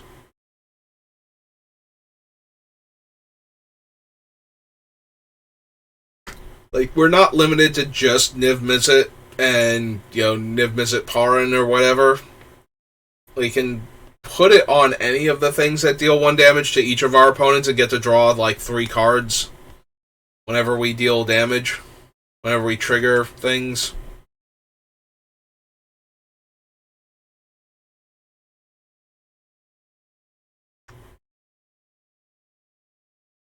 Solar Blast, Goblin Sharpshooter. Fire and Ice is pretty decent. I don't know, maybe we don't need Fire and Ice anymore. It's still pretty decent, but... So we only get the card draw on the Ice side of it, and there's no way to cast both halves at the same time in our deck. And I don't think in general there's no way to fuse the card, but... So, Fire side only deals 2 damage divided, so that's 3 and 3 with Ghyrson out. And... Ice taps a permanent and draws us a card, but I don't think we need that anymore. Yeah, I think Fire and Ice managed to stay on the list because it has cantrip and split damage capabilities, so we were giving it credit for both of those, but we cut like all of the other card draw that's just like cantripping, so Hearing Touch, Full Rack, Goblin Bombardment, Force of Will, Flare, Mana Drain, Soul Ring, Counterspell. That's 1, 2, 3, 4. That's 79.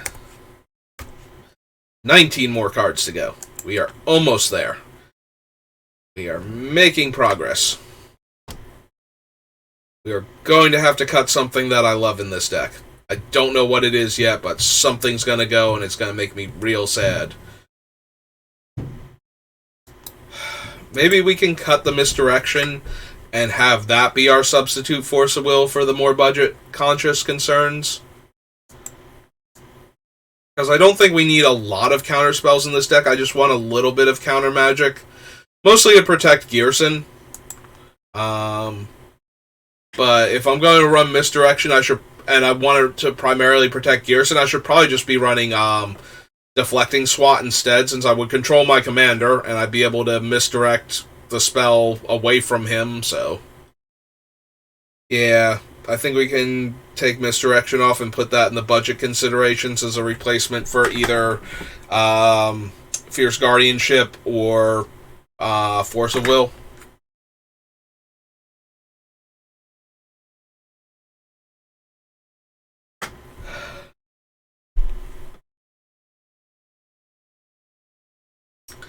Untaps when a creature dies, taps to deal 1 damage. There's a lot of things that go well with Sharpshooter, but we need those other things going on already for him to be particularly good. Otherwise, he's just limited to killing like 3 toughness creatures most of the time.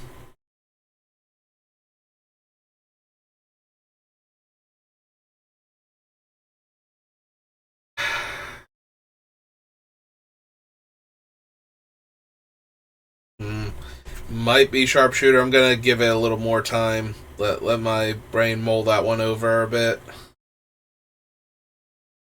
Come back and look at it with fresh eyes. Or at least as fresh as my eyes get right now after staring at the screen for... Oh, only an hour and a half. Big crybaby that I am. Blightcicle, I really... I want to keep Blightcicle, but I also kind of want another Death Touch equipment, so maybe I just want Quietus Spike, or Quietus Spike, whatever it's called, instead of Blightcicle. But I do like Wither as a way to shrink down creatures that don't die normally, you know, indestructible dudes. Also ones that persist.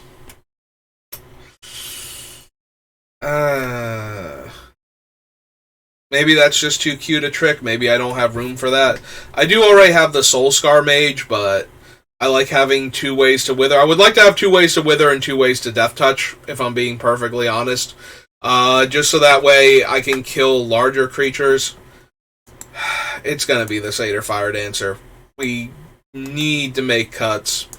And... yeah, he's one of the ones that is decent in the deck. Like, this is a perfectly valid home for him, but we just have too much else going on that we should be able to easily cut him.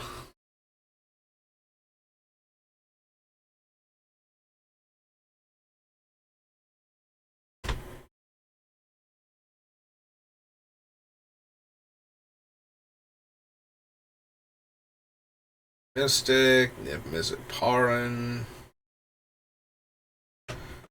Mind Blast. All of the other cantrip ones can hit players and creatures, like even the Neonate's Rush. It has to target a creature, but it still hits the creature's controller for 1 also.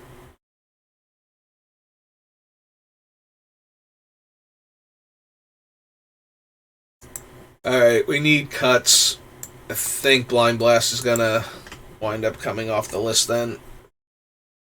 Just to Just because I need cuts, and it's one of the worst ones.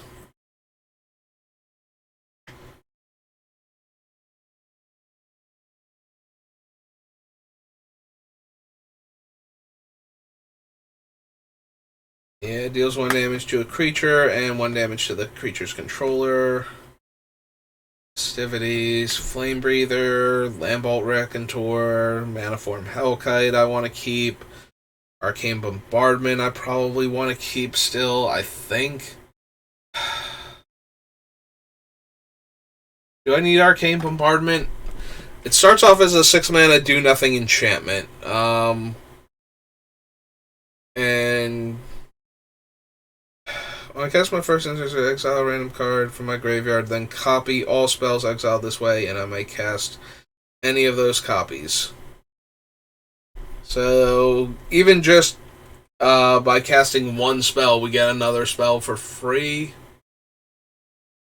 And since they're copies being cast, rather than being created on the stack, we get all of the cast triggers for them.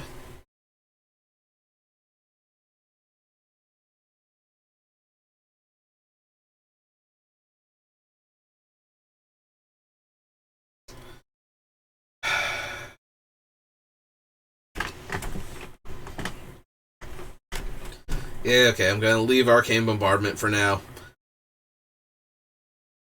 Just kept turning it over and over in my head, trying to figure out if there was a reason to cut it or not, besides the fact that we need cuts.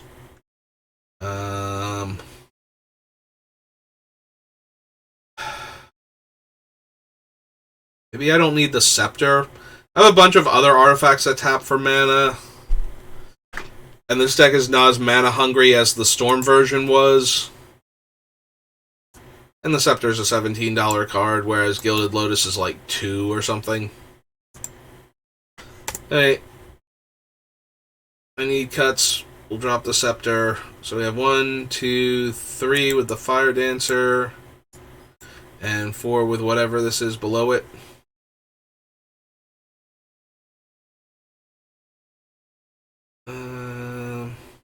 Okay, I never noticed the Blind Blast deals 1 damage rather than deals 1 damage. Oh, right, Misdirection. And we definitely want Misdirection down here in the cheap options department. So 1, 2, 3, 4. Alright, so we got 4 cuts. 75. 15 more. 1/4 of the deck remaining has to go. 1 of every 4 cards has to get cut.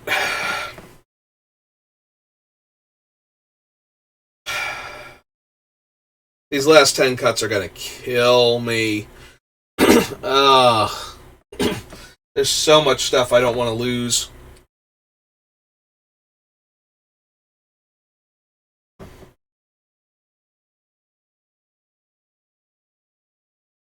Is it going to be the Talani Summoner? The Talani Summoner has to attack in order to activate its ability. And we have no way to give it haste anymore. It doesn't have haste itself, does it? Here, clear all. It's Talani Summoner, I believe. Shaman, when this attacks, yeah.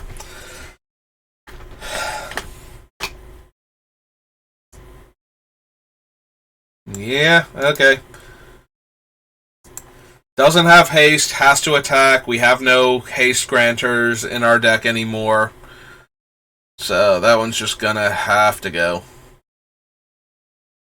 Like, not have to, but something has to go, so that's gonna be one of them. Rockslide Sorcerer, Seagate Restoration, Skyclave Relic. The Archmage Emeritus. Raconteur.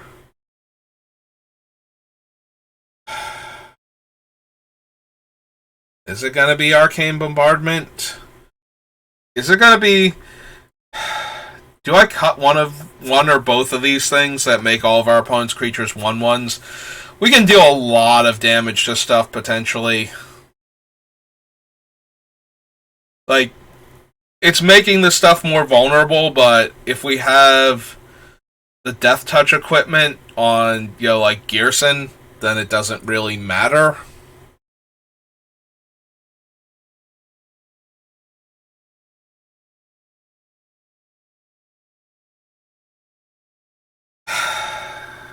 We don't have the Death Touch thing on Ghyrson, though.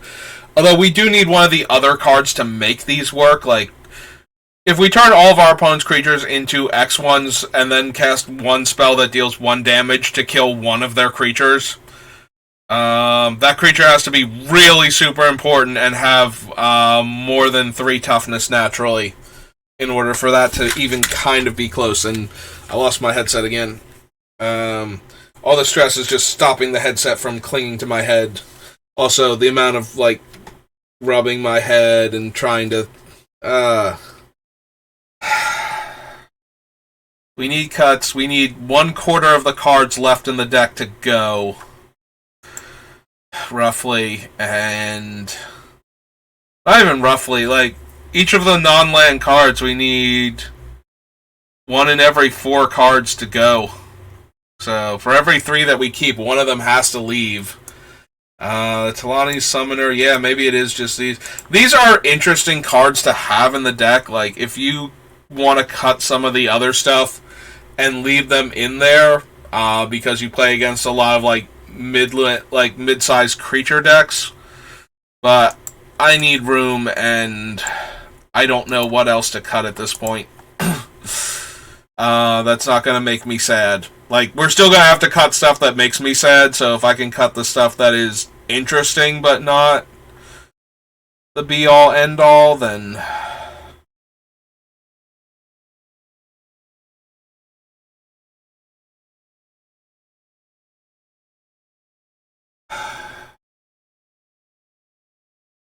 That's 3 cuts. Alright, I accept these 3 cuts. Let's knock it down to 72. 12 more cards have to go. 12 more spells have to go. So who's not pulling their weight anymore?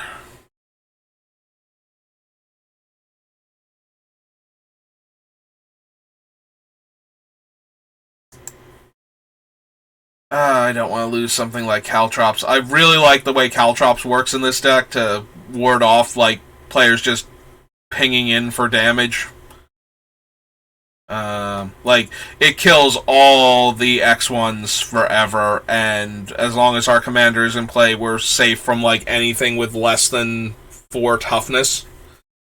Which is a lot of go-wide strategies. And even some, like, utility creatures and saboteurs getting in, Like, if let's say I got the Monarchy somehow from somebody played the Monarchy or the Initiative and I got it from them, and I'm sitting behind Caltrops, like, they have to send in one of their bigger they have to find and send in a bigger, scarier creature that might still die, but they can't try and take those things away from me with, like, little evasive creatures. Like, that doesn't work with a Caltrops in play, so... And also, they just can't kill me with little guys when Caltrops is in play. Like, trying to turn their dude sideways without having a bunch of anthems just isn't going to work. And if we were to repeal one of their anthem effects mid-combat, we might just be able to kill them anyway. Let all of our triggers resolve. All their stuff has 3 damage on it. Go to bounce one of their things. I don't know. We're so close to being done, but I like everything that's still in the deck. Like, every single card that's still in the deck. Maybe it's Snapcaster. He's good, but I want the spells that I would be cutting to keep him in, basically. Like, there are very few spells in this deck where it's like, I need that one. Specifically... to cast again, like, I just want to keep spamming that one spell over and over again. I'm debating Electrickery. So Electrickery is probably the worst. Like, you can cast it for a red, although it is an instant. That's what it is. This one is an instant, while the other ones are sorceries. Maybe maybe then I want to cut one of the one. I might want to cut one of them. We currently have 4 effects that do this. Maybe if we only had 3 of them, that would be okay. So, Electricity is red and 1 to be able to cast at instant speed, to deal 1 damage to everything, and can, in a real pinch, deal 1 damage to, like, one opponent's creature specifically. Scouring Sands is 1 damage to each opponent's creature, and I scry 1 for 2 mana. And the other one that's not in the... Because End of the Festivities is the one that stays definitely. So the last one was deal 1 damage to all of our opponent's creatures for 1 red, I believe. So it's End the Festivities that can't damage the player or planeswalkers they have, but it's only 1 red, as opposed to Scour, which is red and 1. But if we're not storming, maybe we don't... Maybe we'd rather have the scry than not have the scry. So maybe it's going to be the one that deals 1 damage to each opponent's creature, and that's it for 1 red mana. Blazing Volley, that's the one.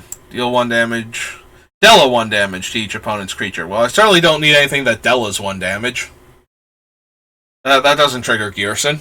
He only triggers when I deal 1 damage. I don't even know why this is in my list then. It's terrible.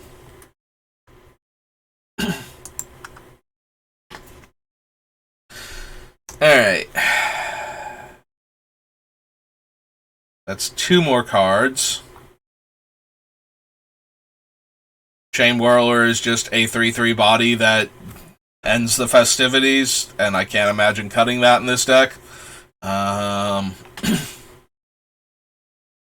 We need to cut something, though.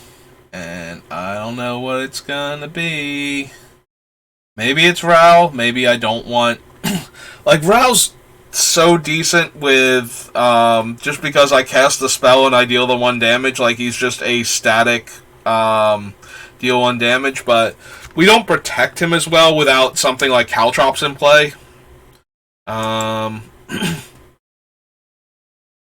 He does trigger when I copy spells, though, and he can let me copy a spell that I'm casting. So that way, and they would be individual pings too.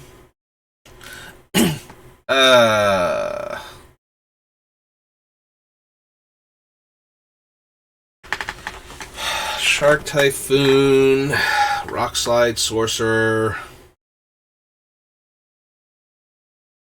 Archmage Emeritus is letting us draw cards. Flame Breather, Raconteur. Like, we're gonna have to cut, like, some number of the deal 1 damage or make a dude when we do things. Like, some of them have to go. Because we just don't have enough room for all of them. But I really want to keep all of them, so it's not helping anything. Maybe we cut the Pink Horror. Pink Horror is great when it dies. Like, that's its best thing, is that when it dies, it's 2 of itself. Like, that is great, but it has to die first. And we are not great at killing it. Like, we have Goblin Bombardment. That's our best way. Like, we sack it to deal a point of damage, and we get the 2/2/2s that are each dealing 1 damage. Like, that's really, really good. And then the other ways we have are to have our opponents kill it. And based on what our deck does, I don't think our opponents are going to oblige us that often without either trying to exile it or having a follow-up to clear the tokens out. You know, like, they might kill it and then wrath the board type of thing. Like, the $16 doesn't matter as much because they're all from Ghyrson. Like, all 3 of these cards left are from Ghyrson's deck. So, if you have Ghyrson, you probably have the other 2. So, I'm not super concerned about price in that regard.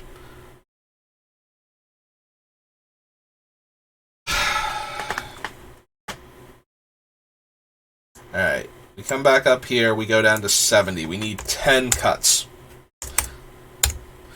Alright, real quick, I just want to do a quick count, make sure I actually need 10 cuts, not like 9 or 11 or something. So Soul Ring is 1, Oh, Counterspell is 2. I almost skipped Counterspell. That would have been bad. So Counterspell, Soul Ring. So that's 2, 3, 4, 5, 6, 7, 8, 9, 10, 11, 12, 13,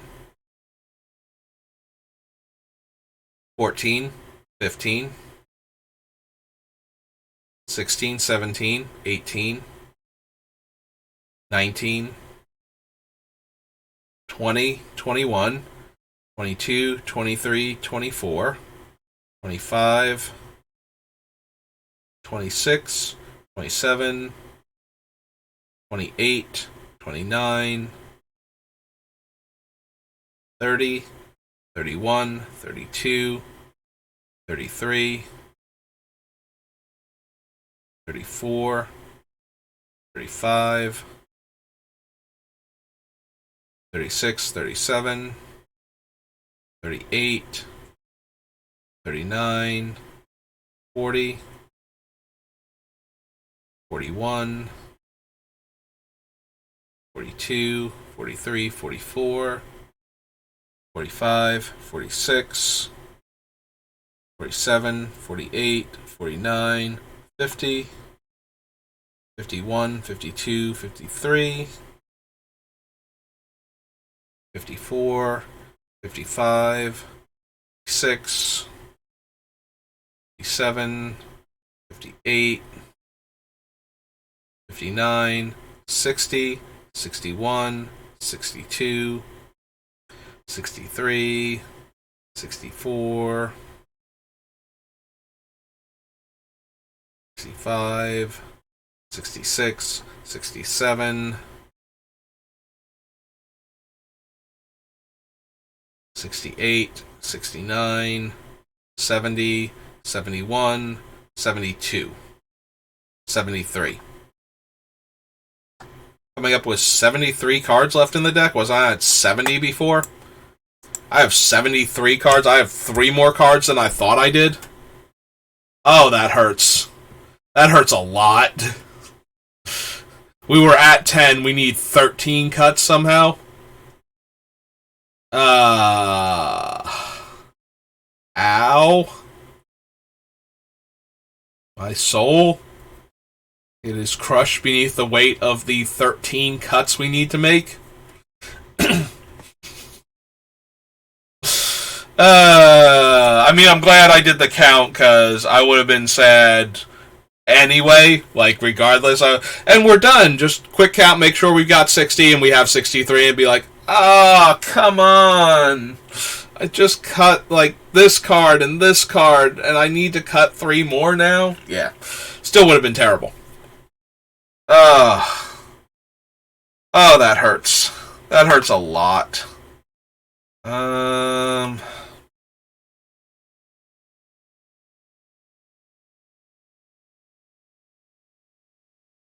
Like, I almost want to count again, just to be sure. Just indulge me real quick. So, 1 and 2, 3, 4, 5, 6, 7, 8, 9, 10, 11, 12, 13, 14, 15, 16, 17, 18, 19, 20, 21, 22, 23, 24, 25, 26, 27, 28, 29, 30, 31, 32, 33, 34, 35, 36, 37, 38, 39, 40, 41, 42, 43, 44, 45, 46, 47, 48, 49, 50,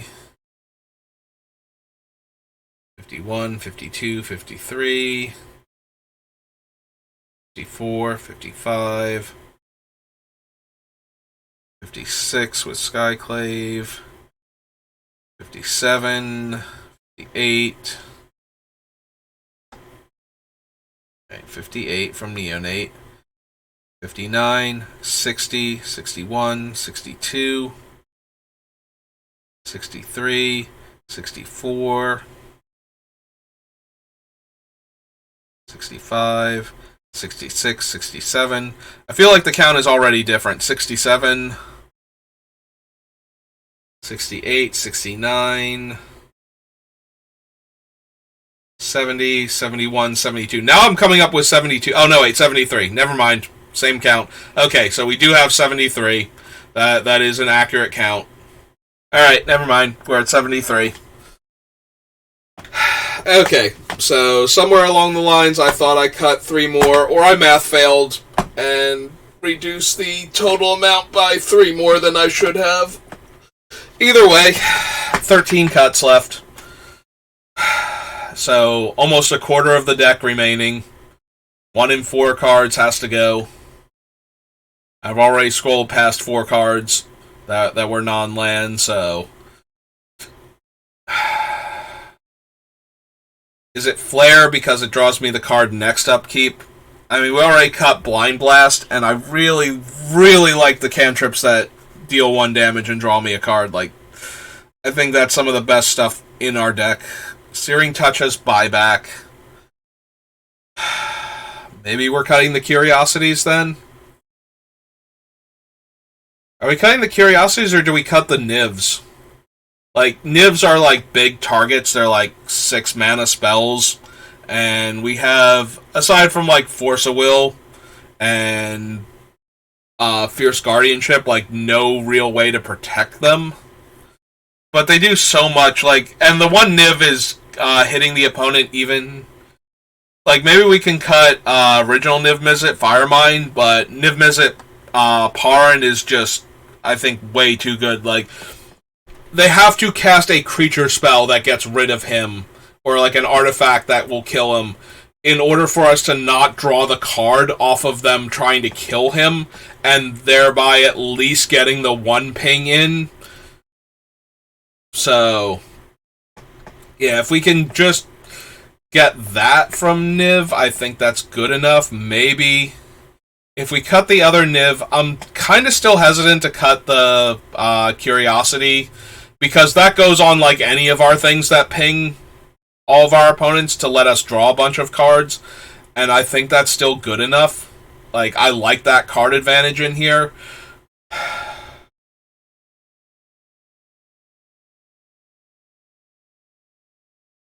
Maybe we have to cut the Sharpshooter. Sharpshooter throws in a lot of extra ping / lightning bolts to kill stuff. And in that regard, like, if we can ping 2 things and kill 2 things, like deal 1 to that and 1 to that, and then have what's his name, Ghyrson kick in and deal 2 extra damage and kill the 2 things, then we have 6 damage from Goblin Sharpshooter, 9 if he was untapped to start that, to throw at something in those situations. Like, we've cut out a bunch of other ways to kill anything above, like, 3 toughness easily and 6 toughness consistently. So that is kind of a thing.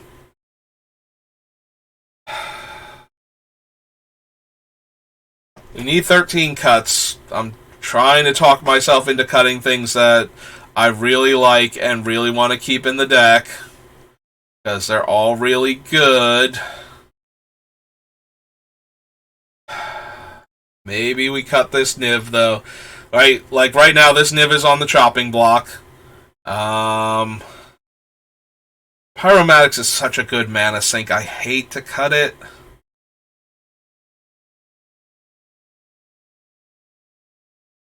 Needle Drop is a cantrip that deals a single point damage. Now, granted, the Needle Drop does have to do it to something that's already been dealt damage, but that should be so easy to do, even if it's just like we pinged our opponent for 1 and then we cast this. Like, you know. Like, almost everything we do can potentially set set us up to be able to cast Needle Drop on something.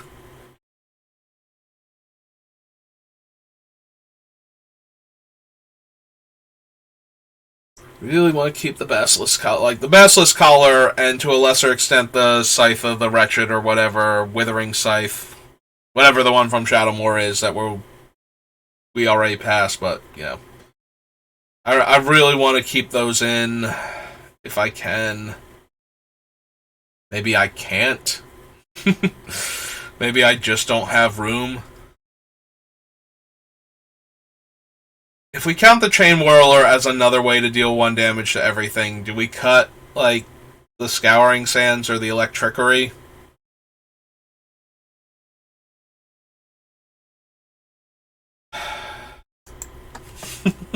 This is where we're at. Like, everything I cut hurts, and we need 13 cards gone.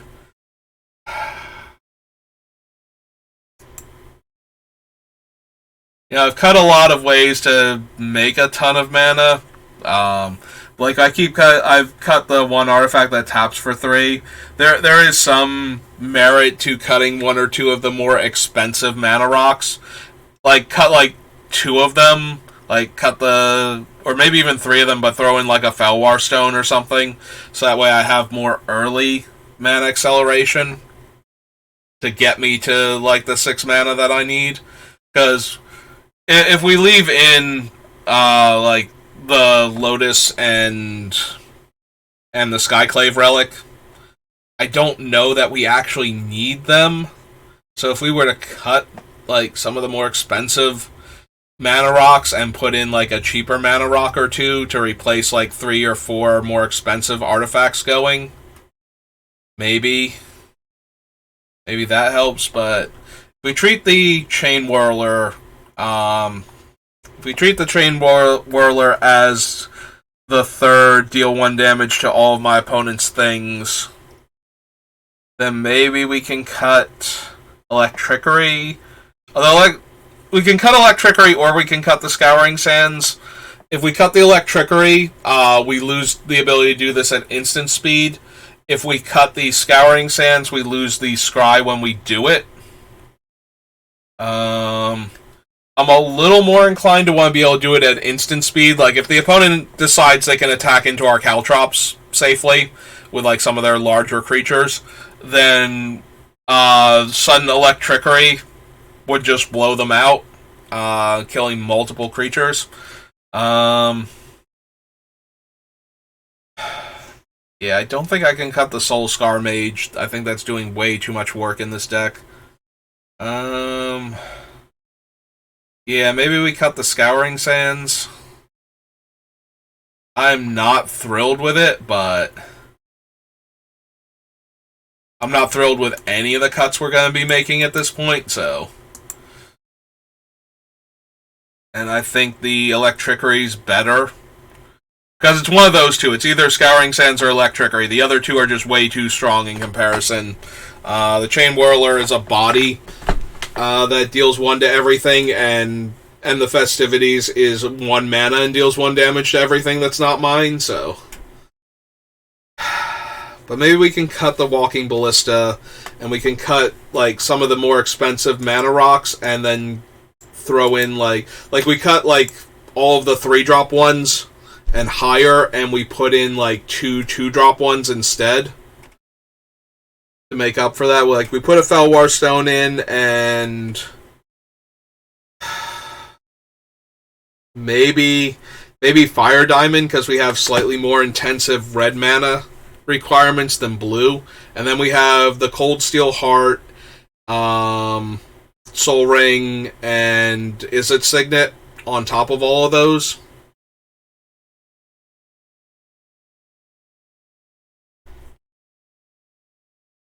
Which would leave us with, like I said, it leaves us with like 5 or 6 mana rocks total instead of like the 9 that I think we have right now. But we get the cheaper mana rocks in there to make up for it, so that way we're accelerating. So yeah, if we cut Skyclave Relic, Coalition Relic, and Gilded Lotus, because we're not as mana intensive a deck as the Storm version is, so. we're more concerned about getting to 6 mana than being at 5 and accelerating to like 9 and having all this mana when we untap on the next turn. So.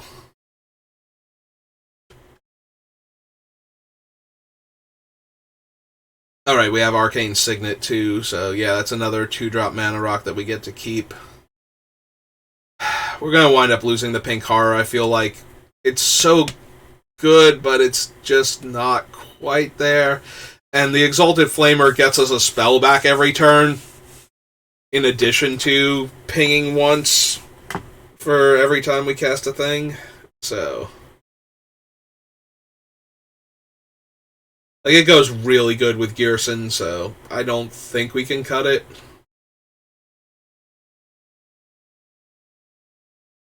Chandra's and Siri, Chandra Awakening Inferno. I can't. I almost can't imagine cutting her. Like, she just does so much work. She's uncounterable, and you get priority when she resolves, so you automatically get the one emblem on everybody. So you're guaranteed. You are as close to guaranteed to get that as you can be guaranteed to do anything in Magic. Like, they have to exile her off of the stack or end the turn. Which exiles her off the stack. So yeah, they have to exile her off the stack, or you have to misplay in order to not be able to activate your Chandra immediately. And getting that emblem on all of the opponents is just a very good thing to begin with. And then if she lives, like, that's insane. But if you get the emblem on everybody and Ghyrson's alive, that's a lightning bolt to the face every turn cycle to everybody. So, just getting that once at 6 mana. And unlike everything else in the deck, there's no way to get rid of that emblem. Aside from Karn liberating the game from the emblem's hold on it. Like, that is the only way you can ever get rid of that emblem aside from dying. Like, I don't even think it leaves when I die. I think you can still get killed by it. Because you created the, like... It's kind of like tokens now, where I'm not the owner of the emblem anymore. You are, because you got it, I believe. I think that's how emblems work. So yeah, I think even if I lose the game, everybody still has the emblem, so obviously this will result in one person still winning the game, who's not me, but killing me does not save you from the emblem. So you might be killing me just to spite me before you die to my emblem, but the emblem should still keep working and keep killing players.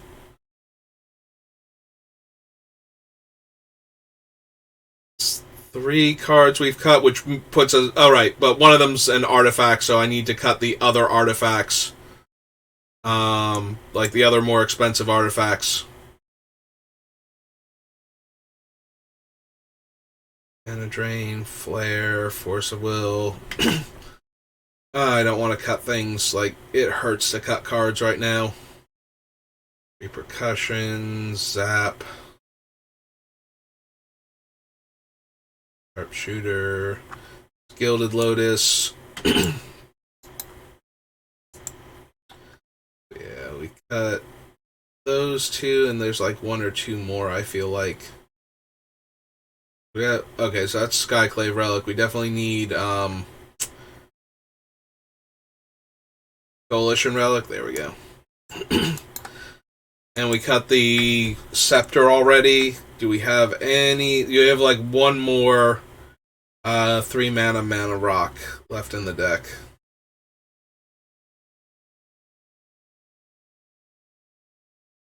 Trickery, Outpost Siege, Impact Tremors, Make Mischief, Metallurgic Summons, Disallow, Soul Scar, Firebrand, Electrostatic. Alright, we have Firemine Vessel. Alright, so we cut that. Yeah, if we cut all of the 3 and higher mana rocks and replace them with like 2 mana rocks, I think we'll be doing better overall. I think.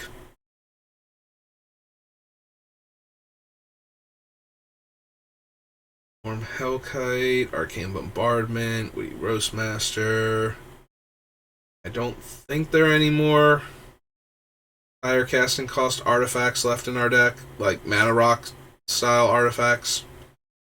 So 1, 2, 3, 4. But we add 2 more in, so we'll actually only be cutting 4 cards from the deck this way, but I think that's okay. So we go to the dark and add in Felwar Stone. Yeah, if we're playing like more competitive commander games than I'm normally used to, we will definitely have somebody playing blue and most likely somebody playing red. So our Felwar Stone should be good as an island at least, which makes me kind of lean towards Fire Diamond as our 2-drop, as our other 2-drop mana rock. The other option is, I guess, Mind Stone.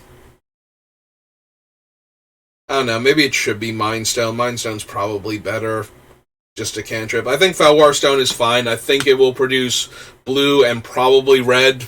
Like, we'll definitely get one of our colors almost all of the time. I can't imagine sitting down to a table and we got, like, nothing but, what's its name? Abzan at the table. Like, nobody has any lands that produce... And we might even run into somebody who has, you know, a Vivid Land or a Mana Confluence or something that produces, like, to tap for all 3 colors of their mana that's not blue or red anyway, just because they want another mana fixing card for whatever reason, so... Alright, so we put Felwar Stone in, and we add in, like, under Weatherlight, we add in the Mind Stone.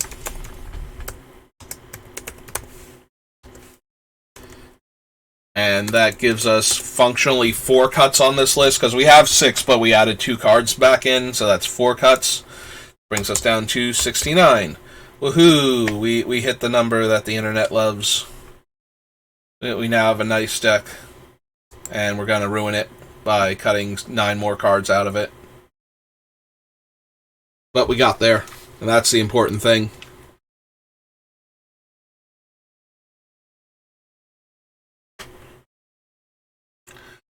Alright, so 9 more cards have to go.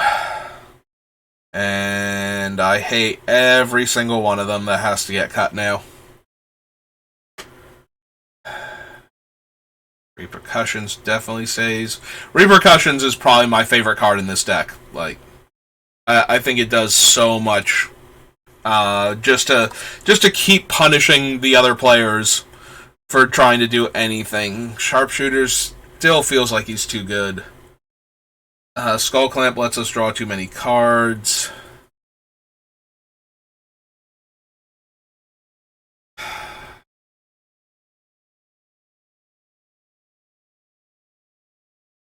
I don't know. If we have enough card draw, do we need all the deck manipulation? Like, Skull Clamp, Archmage Emeritus, what were other, like, really good card draw spells? And then we have, like, all the cantrip things. Oh, right, like the Eye and the Curiosity. Maybe we can afford to cut Scroll Rack and Top then? And just draw the cards straight up instead of... I think this Niv can go. I think this Niv can go. Like, I'm almost at the point where I'm willing to commit to that.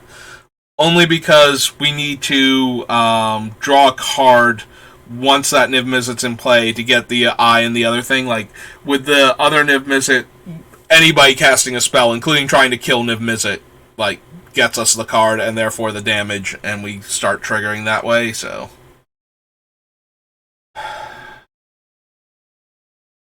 Really want to keep the Archmage. Sonic Rift is like one of our better interactive spells, and then we have Repeal as a backup. And a handful of counter spells. Make Mischief is doing everything we want it to. Soulscar Mage. Like, the other thing about like the Soulscar Mage and the Wither thing is that even if we're not like even if they don't have indestructible creatures, if we get like a couple -1/-1 counters on like their 5/5 or something, now we can kill it even if those things go away. Like that thing is permanently smaller and we can kill it, and that's one of our best ways to like imagine that we have one of them out and we just deal 1 damage to all of our opponent's creatures. Like if we don't kill anything, we shrunk them down by at least 1. If Ghyrson's in play, we shrunk them down by 3. Like that still protects us very well from getting overwhelmed by mid-sized creatures constantly. So I can't imagine cutting them. I think they're too good in the deck. But we have to cut something. We're at that point where everything's going to hurt and we have to lose things that I really, really like. And God, do I hate that. Neonate's Rush and the Festivities, Flame Breather, Landbolt Raconteur. Like, maybe we cut the Raconteur because it's one of the most expensive cast a spell and ping the opponent things at 4 mana. Like, it's also okay if we lose Ghyrson and it flips and we get to deal 2 damage at that point instead of 1. But Ghyrson's so cheap, right? Like, I think the most expensive spell we'll be casting is Ghyrson because he's going to die. Like, all of our other stuff is like 6 drops and less. I can see Ghyrson being like 9 or 11 in order to cast him because he just keeps going up. Because he keeps dying because he's only got 2 toughness.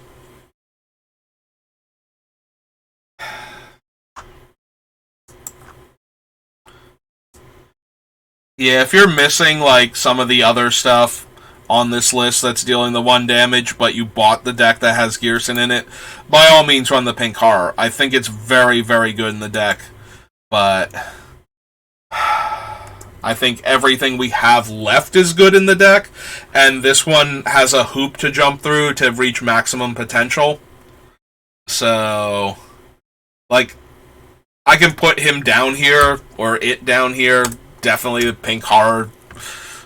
If anything isn't it, probably this demon.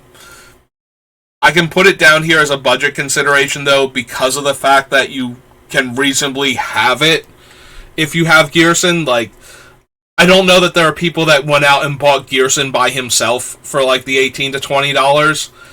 So if you did that and you don't have the pink card, then it's not a budget consideration. But if you paid the money for the deck, if you spent the $55 or $60, whatever it is, for the deck, and to get Ghyrson to like do your build, but you don't have funds left over for adding things to the deck, then the pink horror should be in there and should be a thing that you can just add to the deck in place of one of the other cards that's using to deal a bunch of damage to things. Because, yes, it's still a very good Magic the Gathering card, but it's not... it's not good enough in the deck with some of the other things that we have. Because it requires... Like, it's at its best when it dies the first time and becomes 2 1/1s. Like, that's what makes it amazing, is that when it splits into the 2 1/1s, it actually deals so much more damage. It goes from dealing 2 to dealing 6 a lot of the time.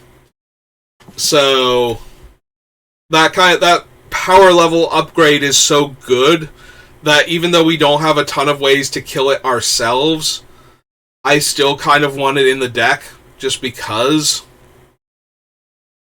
it's so good when we actually get it there, but we need cuts. And because it has that extra hoop to jump through, I think I would rather have the creatures that are 1 creature that deals a point of damage. It's also one of the more expensive things in our deck at 5 mana. So, just out of curiosity, how many instants and sorceries do we have left that I would want to copy?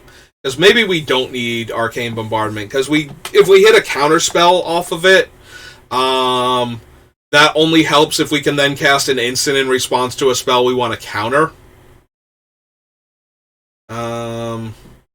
So, Mana Drain, we don't want to copy. Counterspell, we don't want to copy necessarily, unless we do, like I said, if we want...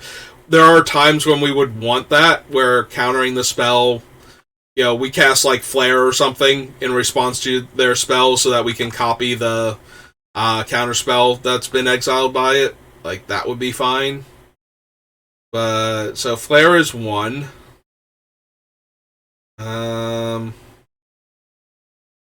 Searing Touch with buyback lets us keep exiling things with Arcane Bombardment as our one spell per turn. So that's kind of neat. Also, 2. Shattering Pulse would also work that way. So that's 3. Zap is 4. Yeah, technically Solar Blast just dealing 3 damage is fine, so that's 5.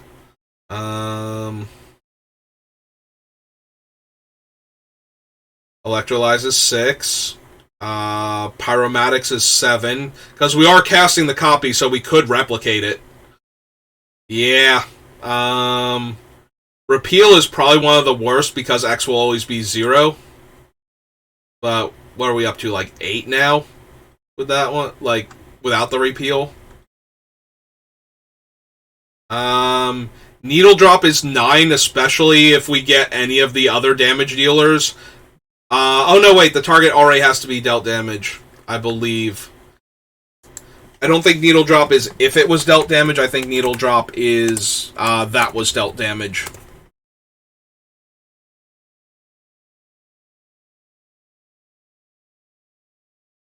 That was dealt damage. Okay, so that's not going to work.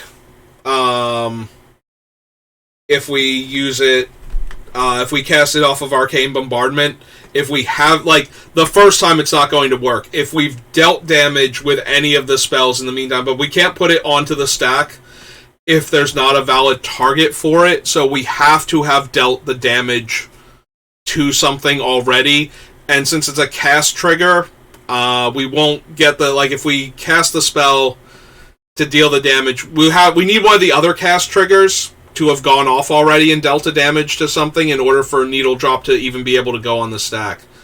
Although we do have so many of those, like, even while I was saying that, I was like, we have so many of those, so when I got to the end of the sentence, I throw that in at the end, like, even then we have so many of those.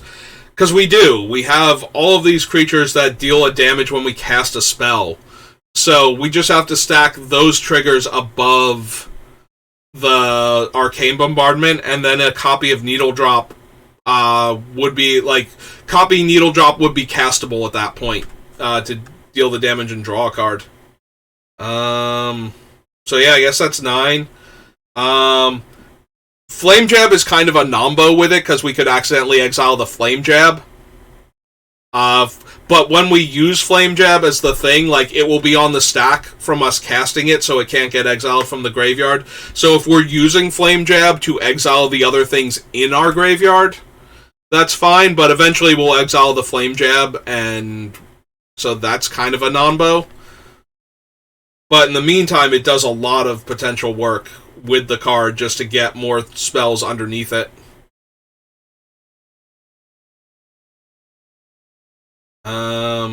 Hang on, I passed some other... So, Into the Core is one of the weakest ones we could get. Like, so is Shattering Pulse, but Shattering Pulse can trigger it, is the thing. And can keep triggering it every time we have an artifact or... Yeah, an artifact that we want to destroy. I was about to say or enchantment, but that's a red card.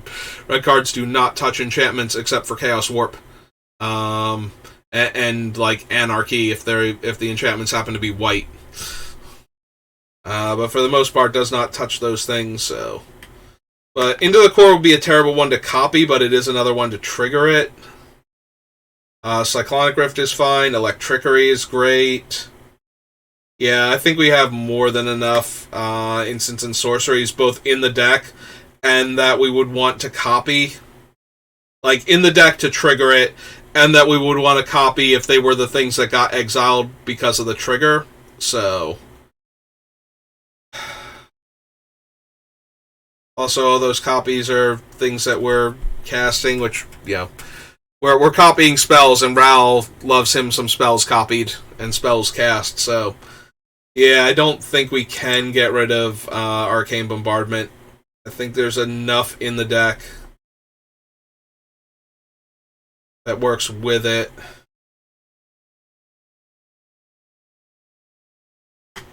Yeah, it feels like Arcane Bombardment is just too potentially strong, and because we're casting all the copies, we're getting all of the triggers, so I really, really can't see cutting it from this deck.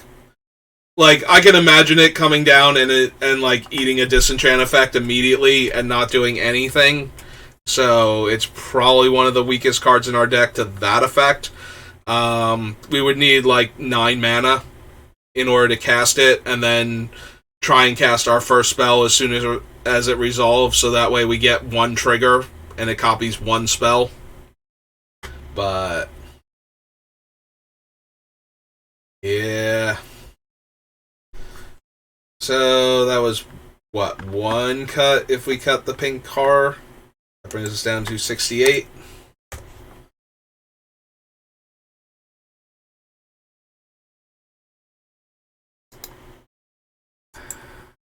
Eight more cuts. Every cut hurts. Every cut is a card I desperately wanted to see in the deck do its cool thing. Like, poor Pink Heart, we just got it, and it works unbelievably well with our commander, and it's gone. It didn't make the deck. It like came with the commander, it showed up with the commander ready to report for duty, and we're just like, nah, Pink Heart, you aren't good enough for this deck. And the Pink Heart's like, are you kidding me? Did you read my game text? I came with this card. We were meant to be played together. I'm doing like a back and forth hand gesture on behalf of Pink Heart, like it's like me and it together. We're so good together. Why would you cut me and still run him? Like, if you're cutting me, you should just be building a different deck entirely. And it's just like, Pink Heart, I need you to calm down, or we're going to have to call security, because. And then Pink Heart like flips my desk over and storms out. And I do have to call security once I find my phone, because Pink Heart is not doing well right now, and I need to make sure it doesn't hurt the other employees.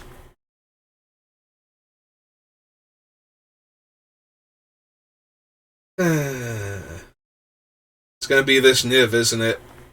Like, this is the worst of the 2 Nivs. And we don't have a lot of ways to protect like a 6-drop in our deck, other than having 8 mana or having access to one of our free counter spells. So yeah, 7 more. I do hate to cut it because it goes so well with our other like. But the Ophidian Eye and the other thing, the Curiosity itself, goes so well with any of our other pingers that it's kind of hard not to keep them in the deck anyway. Like, you know, we put one of those on, like, Hissing Iguanar, and then we kill 3 things. And then we just draw half our deck. Not half our deck, it's like a 10th of our deck, but still.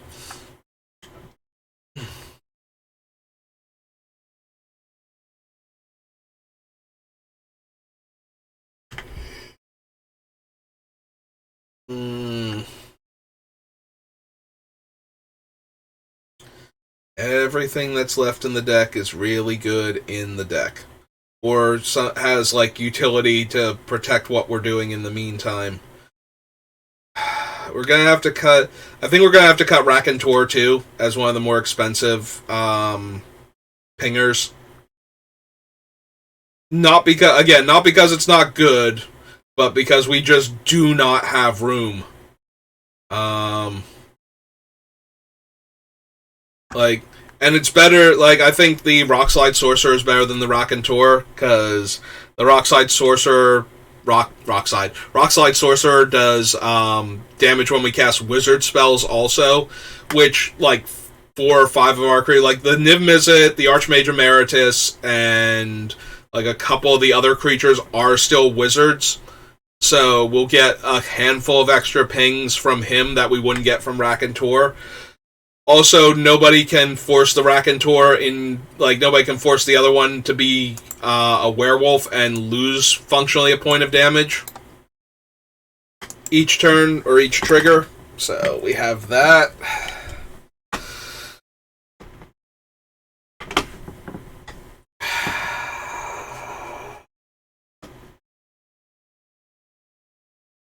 I want to keep all of the things, but we can't, so what else are we going to cut?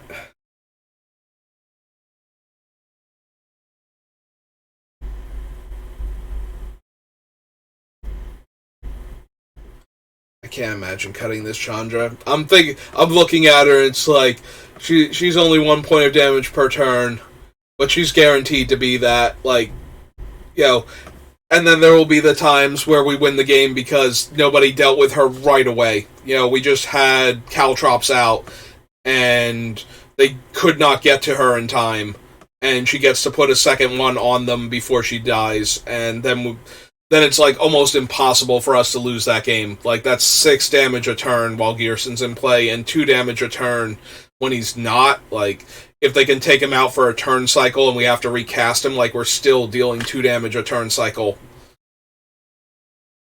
And that's just too good.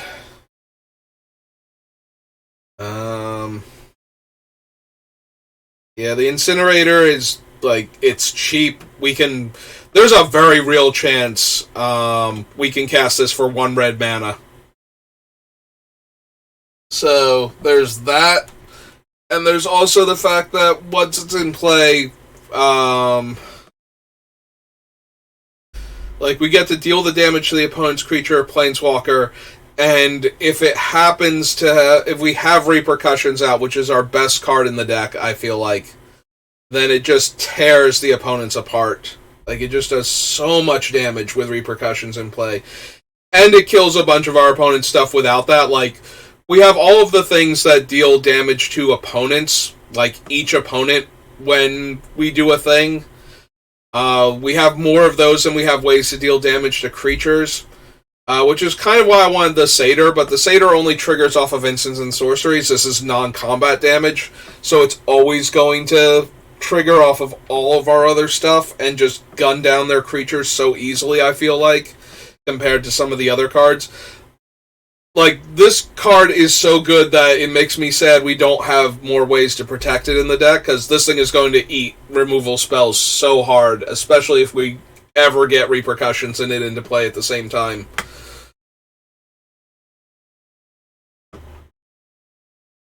Alright, so we've cut Lambolt, we've cut Niv. That's 2 more cuts. That brings us down to 66. 6 more cards need to go. 6 more cards, and then we can work on the mana for this deck.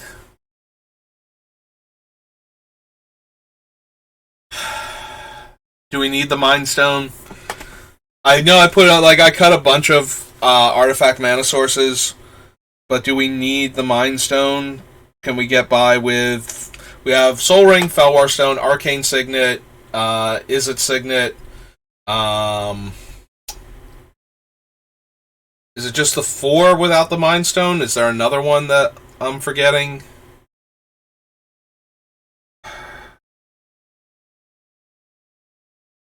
Because maybe we can cut the Mind Stone.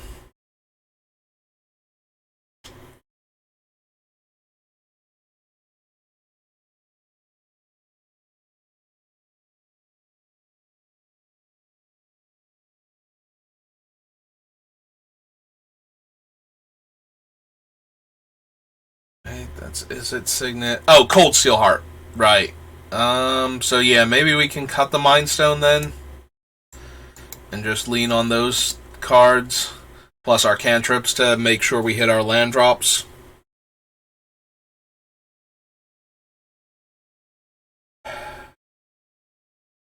We cut that, we only need 5 more cuts. I really, really don't want to lose any of the cool, fun stuff that we've got going on now. But I've been saying that for like 15, 20 cuts now. In fact, I think I've been saying that when we needed like 60 cuts. So, just gotta keep plucking away, taking out things that aren't quite good enough, or that can go because we need room. Like, everything's good enough now, we just need to cut the thing so we have room.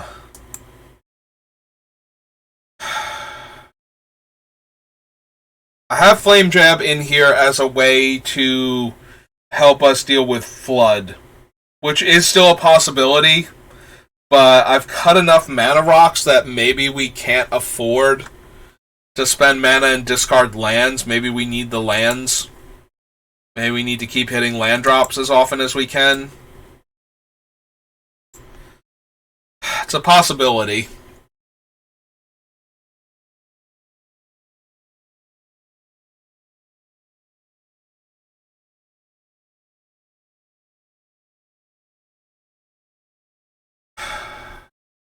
Oh, Siege, Pack Tremors, Mischief, like, every card is good now. Every card has its purpose in this deck, and I just don't want to cut any more of them.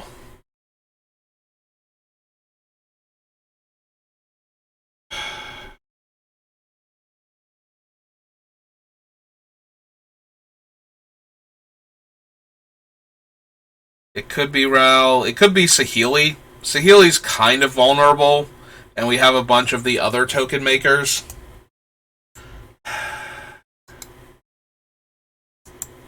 Like, Caltrops is our only realistic way. Our creatures do not... Okay, our creatures block okay when we have a bunch of tokens, which, you know, she can help make. Yeah, because of the way our deck works, she actually can protect herself fairly easily. God. Like, it could be her, it could be young Pyromancer, because he's so small himself, he's really vulnerable to removal, but...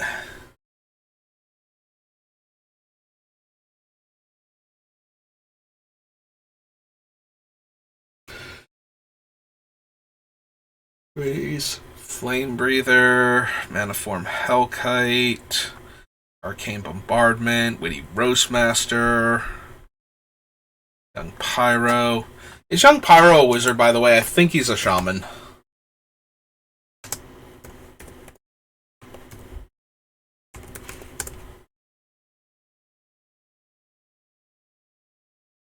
Okay, he's a shaman. I thought so, but I wasn't 100% sure.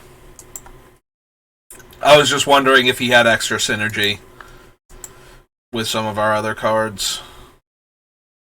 Well, one of our other cards. Yeah, there's no way I cut the Exalted Flamer. There's almost no way I cut the Spiteful Prankster at this point, but we're getting there.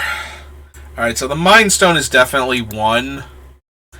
So we're down to 65, but the Saheeli I'm not 100% sold on cutting yet. I've got her floating over here in this nebulous space of cutting her, but I don't wanna. I don't wanna. Come on. Don't make me cut Saheeli. She makes little tokens, and then they do things because, you know. Also, Saheeli's non-creature, right? Like, she's full on. Ooh. Okay, good. It gave it to a non-creature spell. Yeah, so she even gets it off of the enchantments and the artifacts that we're casting, whereas Young Pyro is only instants and sorceries. Yeah, I don't think I can cut her. Alright, Felwar Stone. Sorry. Like, I genuinely think cutting her is not what I want to be doing right now.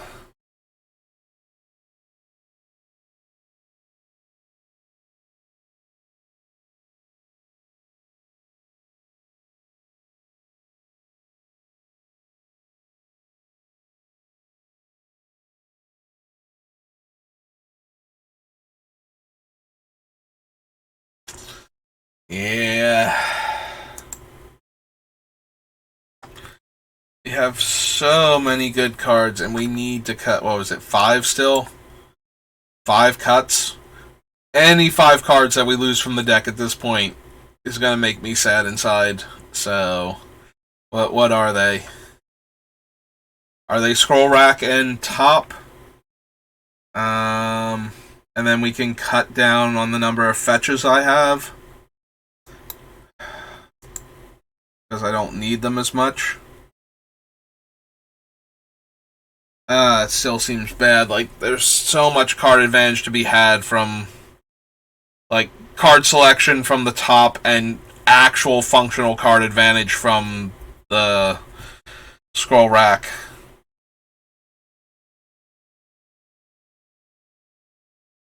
I have plenty of ways to draw extra cards.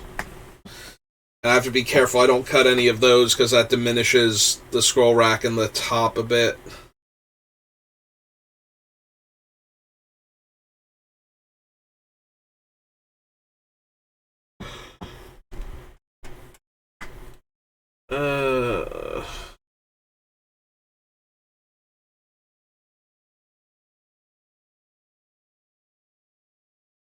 Maybe it's the Flame Jab. Flame Jab's kind of low on the list.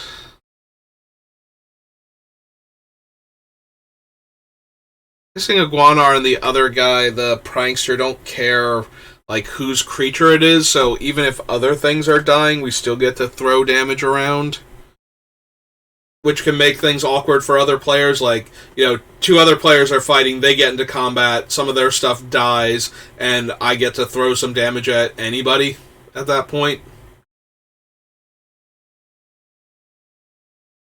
To a player or planeswalker. Yep.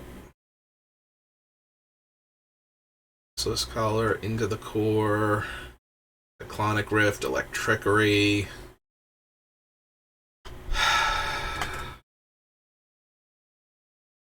So Outpost Siege happens when it has to be my creatures, but it works when they leave the battlefield. Do I cut that one because I have the other 2 and they're cheaper? And they affect any creature dying. Alright, we clear Saheeli off because we put her back on the list, so she's not going anywhere just yet.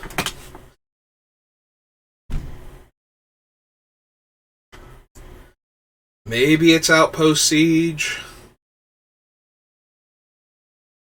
Does deal 1 to anything, though.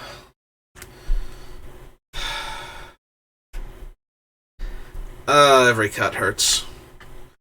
We are up to almost 3 hours now, and most of the last hour has been me barely doing anything, I feel like.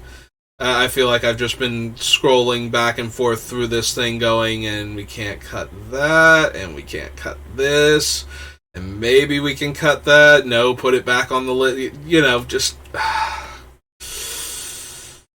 everything we have left is just good enough to merit keeping. Can I really cut any of these now? Like, do I cut one of the ones that only deals damage based on instants and sorceries? So many of them are non-creature spells. Like, how many of them... which pingers care about instants and sorceries, and which ones care about non-creatures? Because maybe I can cut one more of them. I'm thinking it might be the wall. I think the wall is specifically instants and sorceries and nothing else. Questions. Sharpshooter, Solar Blast.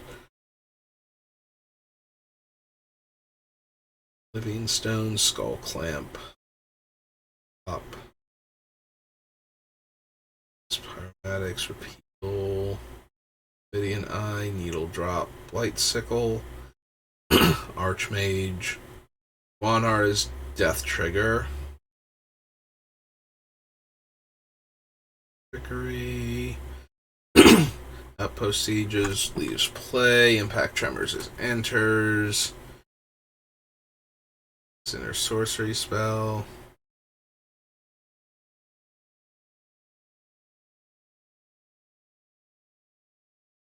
Scar Mage. Alright, so Firebrand Archer is non-creature. Electrostatic Field is instant or sorcery. Also, Firebrand is 1 damage to each opponent. Electrostatic is to each opponent. Parns is instant or sorcery, but it's anybody. Ral is Ral Storm's Conduit instant or sorcery, or is he? I think he's straight up Magecraft. So he's instant and sorcery. Oh, Carol Abbott, Admiral Beckett Brass. Okay. That was my bad. Sorry, everybody. I should have been more specific.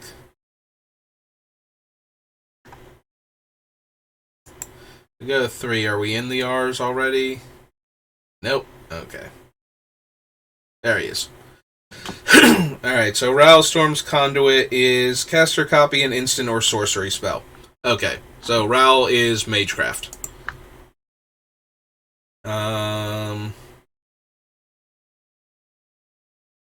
Non-creature spell.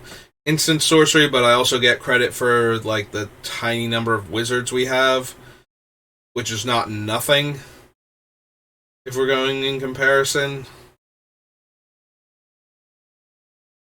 Flame Breather is non-creature. Anaform, for what it's worth, is non-creature. Young Pyromancer is instant or sorceries. Incinerator. Attic.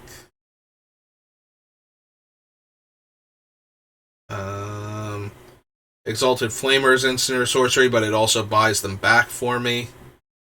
Alright, so the wall is the weakest one. Only instants and sorceries.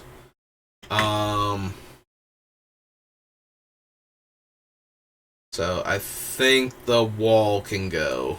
The electrostatic wall. Or electrostatic field. Alright. I think we can afford to cut that one out of the group. Like, we still have a bunch of cheap ones we can cast. Alright, so that brings us down to 4 cards. We need 4 more cuts, and then we can do the mana base, and then I can call it a finished deck, and then I can take a bit of a break with all the eye strain from staring at this deck, trying to just figure out 4 cuts. We just need 4 more cards to leave this deck. So where are they going to be? Which 4 cards are not doing enough? Somehow, still, after all this time.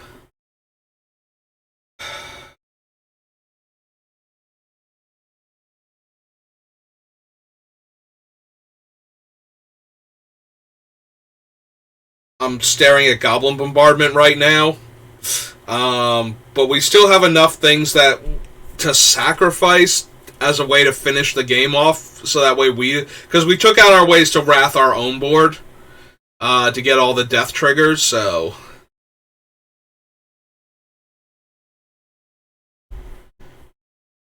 I do not want to cut Caltrops at all.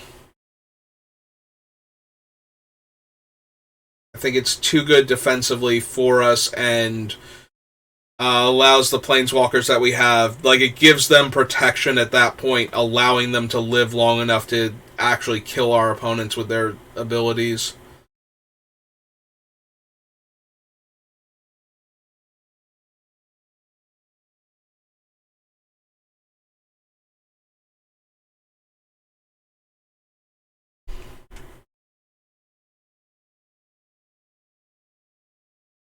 Is it Remand?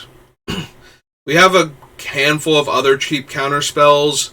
Remand was also in originally because you could bounce the Storm spell back to your hand to get a lot more triggers off of it, because you would get 2 more spells and all of the triggers you had already gotten. So, you know, if you had like 3 spells cast already, you cast your your Grape Shot, So now you have 4 pings, then you remand the original back to your hand and recast it. So then you would have 4 and 6. Or I'm sorry, 4 and 7. So you get 11 pings out of it by casting one more spell functionally.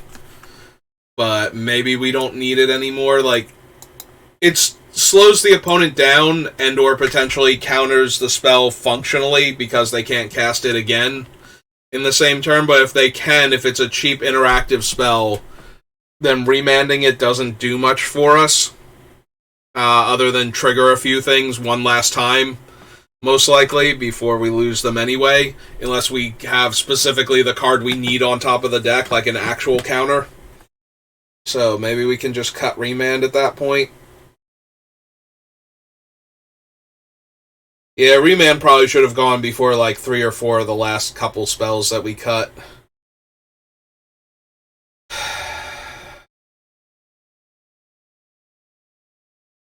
Don't want to cut too much more interaction. Sickle, Flame Jab, and Alendra Archmage, Missing Iguanar, Basilisk Collar, Into the Core, Cyclonic Rift, Trickery. What are we gonna cut? Is it Outpost Siege? Is that the most expensive one we have left now for the death triggers? It's also one that can survive itself from a Wrath, so if the opponent wraths the board, not only do we get all of the triggers from our stuff going, but we get to still have this in play. And we can always use the other, like the front half of it, to get an extra card every turn. If we need that, like it's versatile in that regard. Once we play it, it's locked in, and we don't really have a way to reset it, so... But we would get to choose, like if we top deck it while we have like no cards in hand, like, you know, somebody wheeled us while they had out Narset or something, it would still, like, we could get an extra card every turn from it. The problem is everything is good right now. Every single card wants to be in this deck. I don't know, I think I'm moving it over now, and we'll give it more time to get back off of the list, but I think it's gonna go.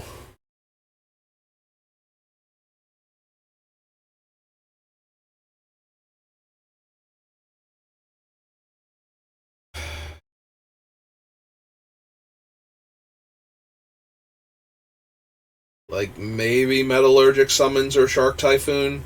Probably Shark Typhoon at that point, although it's really close. Metallurgic Summons only triggers off instants and sorceries, but can get back all of our instants and sorceries with its activated ability once we have enough artifacts. Versus Shark Typhoon's ability to cycle itself and make a shark, and the fact that it triggers off of non-creature cards. I don't want to cut either of them. I like both of them in this deck.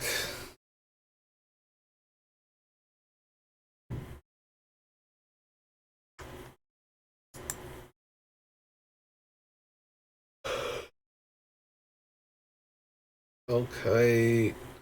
Crucible, Arcane Bombardment. Like, I feel like cards like Shark Typhoon and Arcane Bombardment are our most do-nothing cards the turn that we cast them. We do have to, like, make it through a turn cycle or have a ton of mana when we cast those spells in order to do anything with them. But I also feel like once we get through that, and we need some cards like that where it's just like, okay, if you kill it, you kill it, but if you don't kill it, we get to do something really cool for the rest of the game, basically. Until you, like, by the time you find a removal spell, if you let us untap with this and cast all of our spells, you're probably not doing that great. And it's still multiplayer, there's still enough players at the table that might be doing other gross stuff that can distract an artifact or enchantment removal spell towards it. Assuming it's not something ridiculous like aura shards, where it's like every artifact and enchantment is going to die. Not just, the one that's the most problematic at this moment.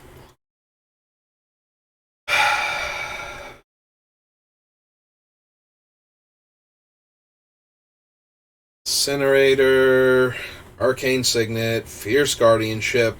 I can't imagine cutting any of those. I'm going to cry if we have to cut the Chandra Awakening Inferno, and I don't think that we have to cut it, but we have gotten to the point where there are only 2 cards left to cut, and we actually have to find these 2 cards and cut them. Do I want to cut Disallow and run the cheaper counter spells, so we have nothing but the free ones and the 2 drops? And just accept that triggered abilities are still a thing against us.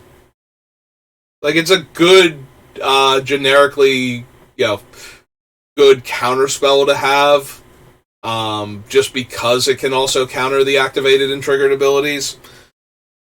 If you can... Sometimes you need to counter Ulamog, and sometimes you need to counter Ulamog's cast trigger, and... it really becomes a question of... Do we need Disallow specifically? If we need Disallow, do we cut Counterspell? Like, I could see that being correct then, but I kind of feel like I want the cheaper Counterspells because we don't have as much ramp, so it's harder to hold up a Counterspell while casting something. So if we make the counterspells cheaper, we're more likely to be able to cast one counterspell and then possibly like Force of Will afterwards, and win a counter war. Whereas if we have Disallow, we might only be able to Force of Will depending on what it is. Or we might have to wait like 2 or 3 extra turns to try casting it because we need another mana. Because we need to get to 3 past the first spell's casting cost to disallow anything. Alright, I'm thinking it's Disallow. And that would bring us down to 1. So, what is the other 1?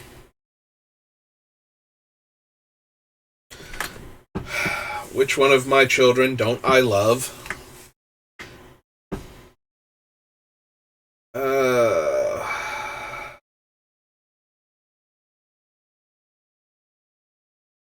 Listen, cards. Your proud papa here loves each and every one of you, but I can only feed 60 mouths at most. I only have the mana for 60 spells, so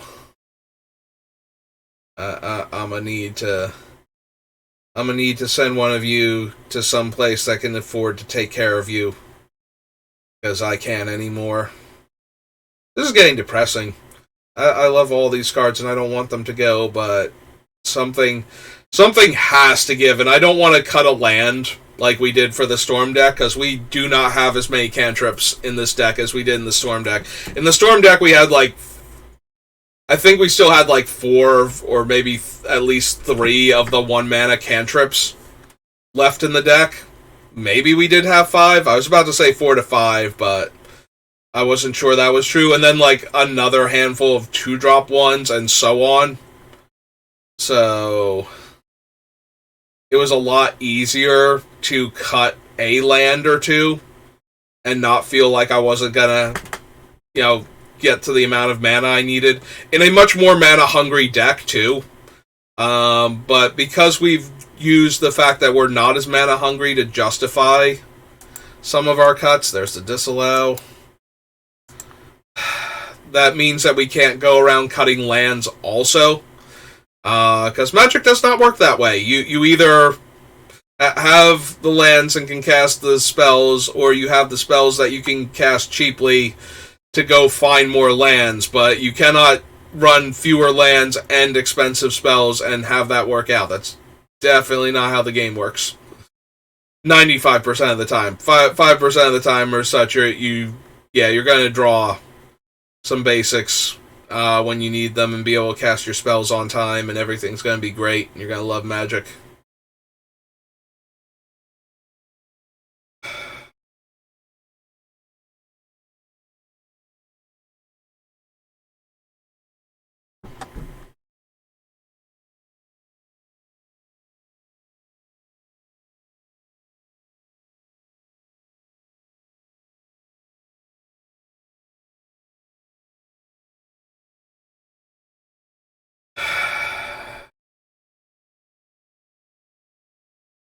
Spiteful Prankster. One more cut. We need one more card. Come on. Come on. There's one card in this pile that is not as good as I think it is. What card is it? Is it Flare? Is it Flare because I only get to draw the card at the beginning of the next turn's upkeep? Is it Goblin Bombardment? Do I not have enough creatures that I can... but it definitely lets me deal the damage with it. It can't be Goblin Bombardment, not with the things that we have left in the deck. Curiosity gets to stay. Caltrops. Repercussions is basically what the deck's built around. Zap is a better Flare, like 99.999% of the time. Solar Blast. Maybe it's Solar Blast because it cycles to deal the 1 damage, so it's not cast, so we don't get the cast triggers off of drawing the card. I'm gonna go with Solar Blast. I think we'll go through the rest of the list, see if anything can make a case that it's worse than Solar Blast in the deck, but Skull Clamp, we have too many things that make 1 toughness creatures. We can draw all of the cards with Skull Clamp. Top just manipulates our draws too well, especially with all the fetches. Electrolyze. Yeah, Electrolyze is not going. Pyromatics probably can't go. Repeal. Repeal is one of our few interaction spells, like to bounce a problematic card before we... Like, something that's stopping us from actually winning the game type of deal that we can get off of the table for a turn or two by bouncing it. Maybe forever by countering it on the way back down, but certainly, like, right now, just bounce the stupid thing, and then we can try and go off with our deck. Yeah, Not Cutting Basilisk Collar. Cyclonic Rift, again, one of our few interactive spells. So, as far as Cyclonic Rift, so Cyclonic Rift is a $26 card, and I did promise budget considerations. If you need something not Cyclonic Rift, I can recommend Capsize, originally from Tempest. Is 2 blue and 1 and buy back 3 to bounce a permanent, any permanent. So, in that regard, yeah, I put Perm, but it's non-land Perm for Cyclonic Rift. That's super relevant because it can bounce everything.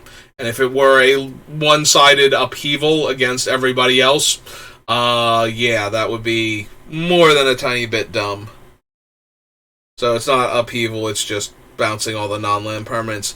But you can go with something like Capsize is decent. There are other spells that bounce everything in play, which is kind of awkward. Because it bounces your stuff too, so most of the things don't super matter at that point, like what's getting bounced. Aside from the fact that you have to be able to recast your stuff, so you have to be careful not to mess yourself up too bad with a thing like that. But I think Capsize is probably one of the best answers, and it's a common from Tempest. It's a potent common because of the buyback, so it might be like $1 or $2, but I don't think it's anywhere above that, and might have even been reprinted in like a master set or something. Alright, so we're feeling Solar Blast because it's not actually a spell being cast. So, fun rhyme scheme aside for that one. If we cycle it to draw the card and deal the damage, we're not getting any of the triggers, and if we're casting it, it's a 3 damage burn spell for 4 mana. So neither of those are particularly appealing to me, so I think that's going to be the cut. And like I said, we're still going through the deck just to make absolutely sure that nothing else that I see jumps out as an, oh no, I definitely should have cut that instead of these things.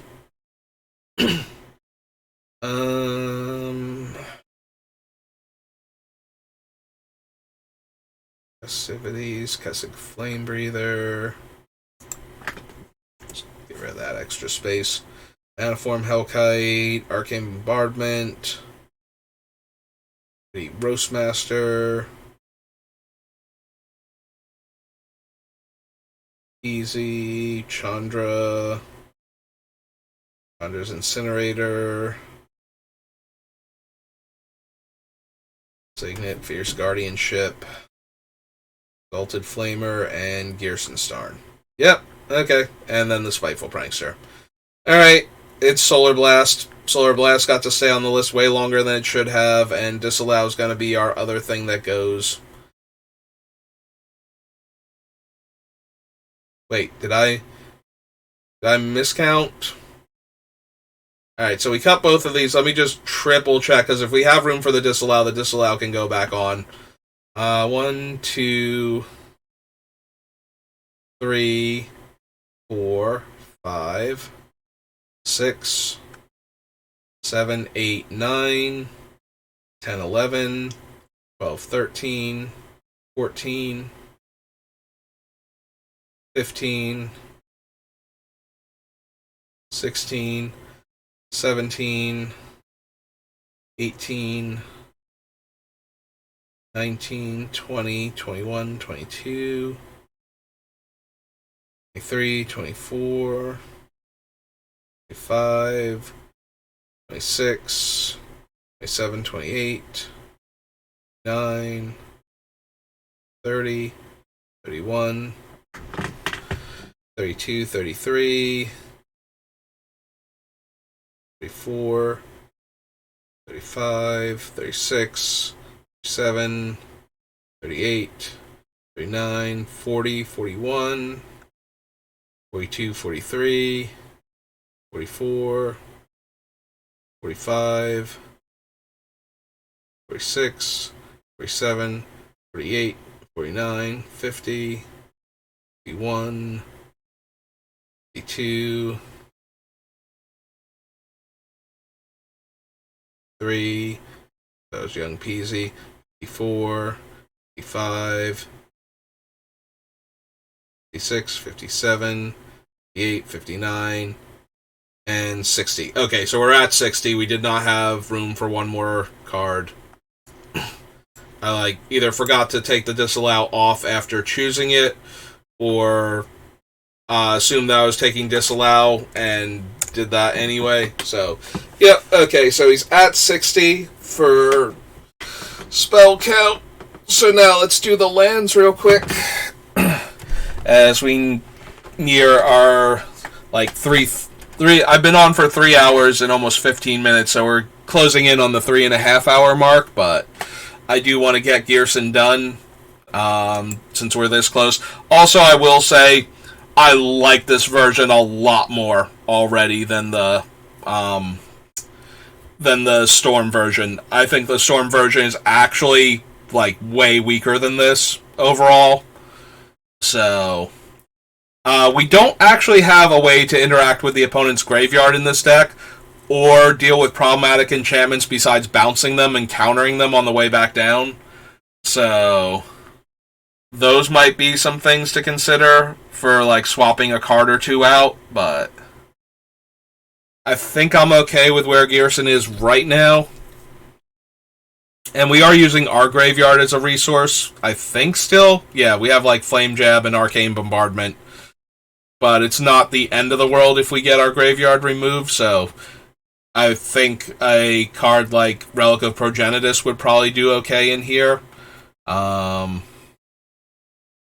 We could also theoretically put in the Desert, that lets you sacrifice a Desert to exile graveyards. That would not... Because we have Desert in the deck, and I think Desert will stay as another thing that we can do to discard. It doesn't stop creatures from attacking us the way Caltrops does, because it deals the damage after combat damage has been dealt. But it would still be a desert in our deck. So if we wanted to do Scavenge Barrens, I think it's called, or whatever, as one of the other, as another desert, and then use that.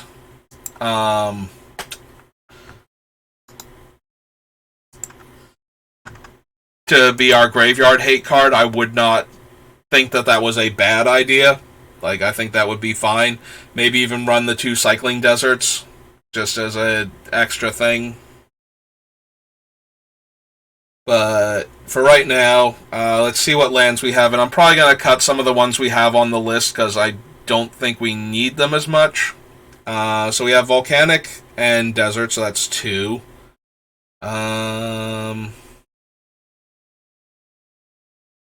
Shivan Gorge is 3, and I'm inclined to keep that one also. 3, 4, 5, 6, 7. All of these. We wound up not doing anything with this. And I don't think we need the red one either. Since it only affects legends.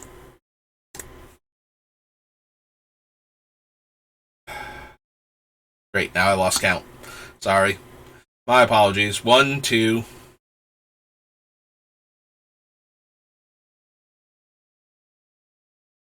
3. 4, 5, 6, 7. Okay, so I was actually correct. I was at 7, but I couldn't remember 7. 8 and 9.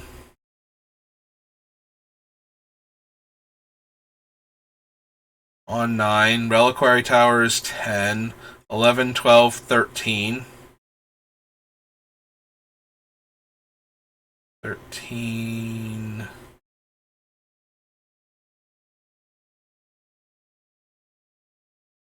$14 for Fumarole is probably okay. 14.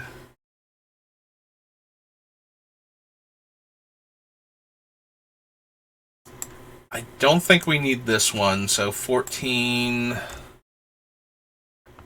15.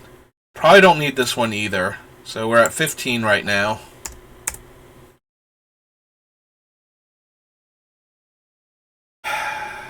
Do we need these?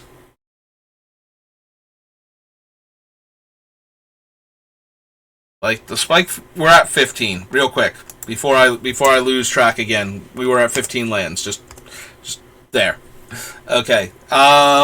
So Seagate Restoration and Shatterskull are fine. I do want a fair number of basics in this deck, I feel like, just because we won't have as much artifact mana, so our lands coming into play tapped is a little more painful.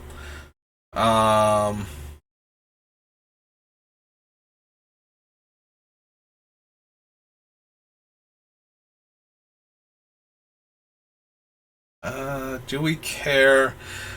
Like, obviously both of these two can come into play untapped. These two can't. But I'm debating. So right now we were at 15. So this would be 16, 17, 18, 19.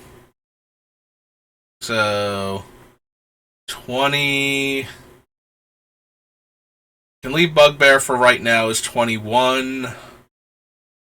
22. 23. Although I don't know that we need that one. 23. 24. 25. 26. I really want to keep the clinic. It's 26. So right now we have 26 out of the 40 lands, so we have room for 14 basics. Which seems fine to me. I think 14 basics is okay. But do I want to cut any of them anyway?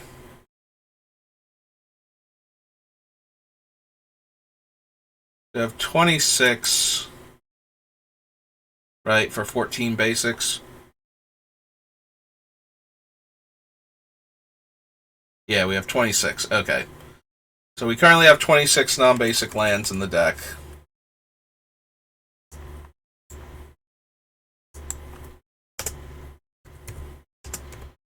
Six non-basics.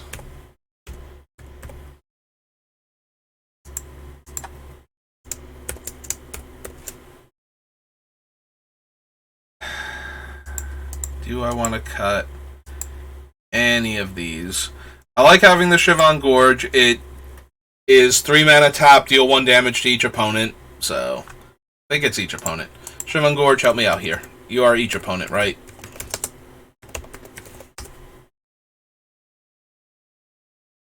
Right, okay. So, that's fine to just have, like, sitting on the battlefield as a way to throw in some extra damage. Keep going down. Want all the fetches. Boiler Works, yes. Steam Vents, yes. Reliquary Tower. We do have a bunch of ways to draw cards, so yes. Wandering Fumarole. So Wandering Fumarole turns into a 1/4, which means it can deal 3 damage with Ghyrson in play. So it's already, like, it functions as a 3/4 to begin with, but when we flip it, it's only a 4/1. Unfortunately, like, it doesn't get the extra toughness, and it doesn't, actually deal more damage because of Ghyrson, because it stops being 1 power. So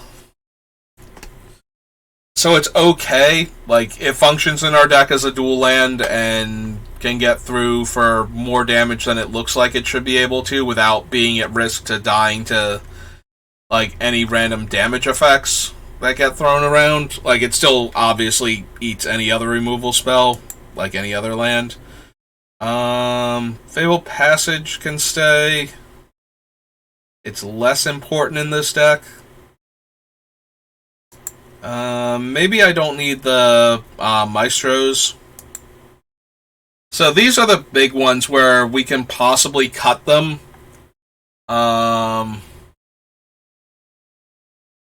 Like Seagate Restoration and Shatterskull Smashing are both okay. Like, we can spend 4 mana on the Shatterskull and deal, like, 3 damage to each of up to 2 targets, and that's fine. Or if we needed to, like, deal a ton to 1 creature, and we spent the 1 mana and threw in an extra 1 damage on something else, that would also be fine. But they're not essential. Spikefield Hazard, similarly, is... Like, the best thing Spikefield Hazard has going on for it is that it will exile anything that's dealt damage by it. So, if one of our opponent's things is actually problematic and we don't have a way to stop it from recurring, the Spikefield Hazard is our out to that. So it's a card that we could potentially draw or find in our deck for that situation. Draw or find in our deck. Yeah, you know what I mean. It's a card that if we don't have it, it might still show up in time to do something that a lot of our other cards aren't, because they're not focused on that sort of thing. Like, we have other ways around creatures that are difficult to kill, but Spikefield Hazard is a way to kill something that's difficult to keep down. So I'm kind of inclined to keep that one. Also, it does 1 damage to any target, which is Gearson's whole shtick. Valakut Awakening is less important in this deck than some of our other ones are.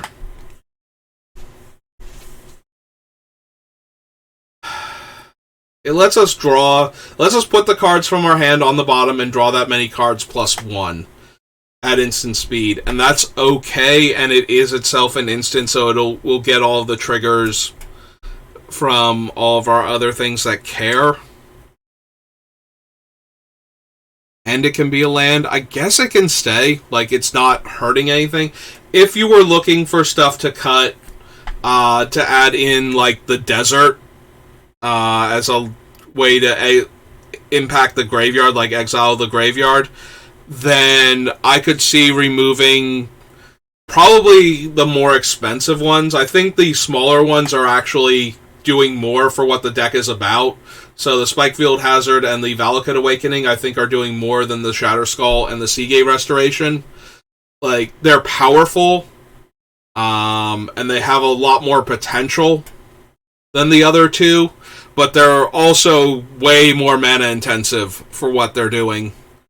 And the 3 life to have them come into play untapped is a thing that will happen some amount of the time. Like, you just need your land to come into play untapped. So it's nice to have the option, but I feel like some amount of the time these are going to be awkward comes into play tapped lands, because either you don't have the luxury of paying life, like the current board state is a bit too aggressive towards you, and going down from 28 to 25 might actually put you in range of dying, type of deal. So that is a thing to consider, but so are the other ones are always tapped, whereas these can potentially become untapped. Like, it's not a downside to be able to pay the 3 life most of the time. And when it is, you won't know it is, and if you paid the life, you had something that you were going to do there anyway that you couldn't do without it, so you just had to take the chance, and then you got punished for it. More often than it's like, oh, I had this thing and it made me lose 3 life because I played it. It's like, then either you weren't supposed to play it untapped, or you were going to lose the game anyway. Like, it's very hard other than, you could have had a basic land in the deck. So if that's the mentality, then swap it out for a basic island or basic mountain. Like, I could see removing the Shatter Skull since it's very low impact from our deck. Either you have to spend 4 mana on it to deal 3 and 3, or you have to put a ton of mana into it to do more than that. And once you start putting the ton of mana into it more than that, you start getting to the point where I think Shatter Skull is 2x, right? I'm not crazy. Like, it's not 3 mana.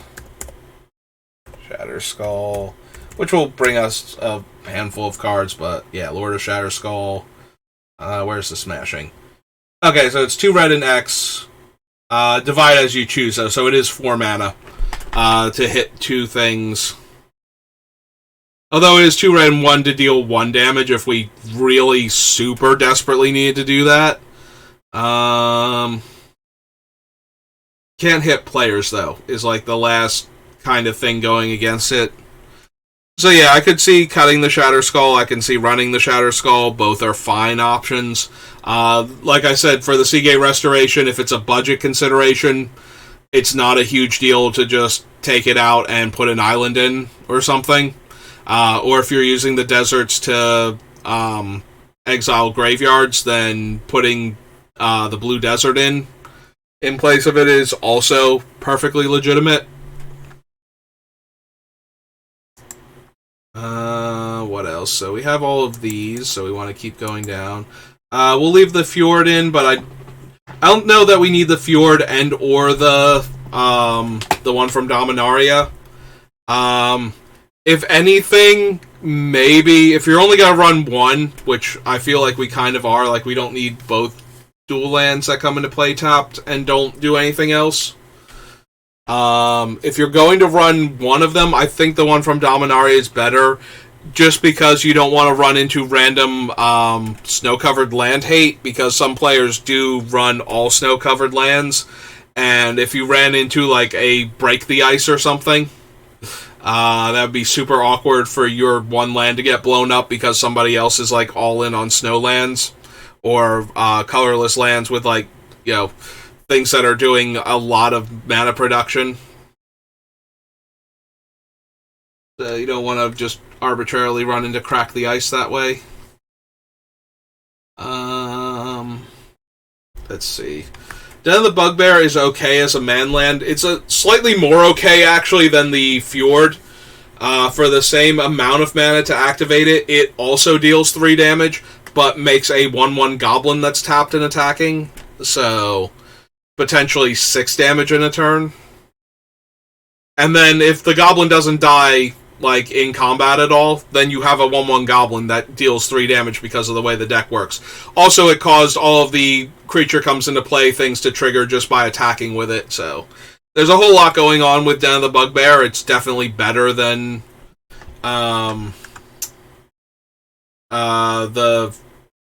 name's gone completely out of my head. The one from the enemy Manland.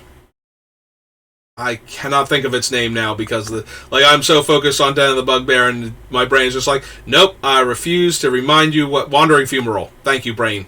It finally had enough of my sass and let me remember. Sokensan is 4 mana, or 3 mana if we have Ghyrson out, to make 2 1/1s with haste, I believe. They're 2 1/1 colorless spirit tokens. So, 2 triggers for creatures coming into play. Lets you... it also comes into play untapped as a legendary land, so it's not hurting your sequencing at all, your curve out to play Sokensan's Crucible, or Sokensan Crucible of Defiance. So there's that. So yeah, I think that one's fine to leave in. And again, they're 1/1 creatures, so that allows it to be friends with Ghyrson. Den of the Bugbear, Sokensan. Yeah, I think we can cut the theater. We don't need it as much. And I feel like we would kind of be running the other 2 common ones, Evolving Wilds and Terramorphic. So we can keep the theater in the budget consideration for all the things I was talking about before with, when I was talking about possibly cutting top and scroll rack. Everything I said about that, where if you don't have the expensive fetch lands, but you do have a top and a scroll rack, and you want to keep them in the deck, Maestro's Theater is definitely one of the fetches you want to use then if you don't have the expensive fetches. So, we'll leave that down there, but I think we're safe to cut it. Here, we were up here before. Is it Prismatic Vista? Command Tower. And I really want to keep the Witch's Clinic. Being able to give our commander lifelink is a very relevant thing for us to randomly not die, and to have that ability on a land is nice. Just as a thing that is difficult to interact with, and they won't be able to take it away from us very easily. So Ghyrson can gain us a bunch of life. So we'll put that down in the budget consideration pile. But, so 25 non-basics out of 40, so that leaves us 15 basics. We have a bunch of double blue, and a lot of our non-basics make red mana specifically. Only one of our non-basics makes blue mana. The other, there are 3 or 4. There are 4 of them that make red, right? It's Shadow Skull Smashing. The other 2 red spells. Actually, is it? I'm sorry, it might be 5 that make mono red then. So the 3 lands that are spells on the backside, that are all red, Bugbear and Sokensan are all only capable of producing red mana. So we have 4 more sources of red right now than we do blue in our current mana base. And the rest are colorless. So if we have access to 15 land, if we have 4 islands to make up for that, then we have access to 11. So is it 6 mountains, 9 islands? Because I want a pretty even split, I think. 6 mountains, 9 islands. And that way we have 10 and 9.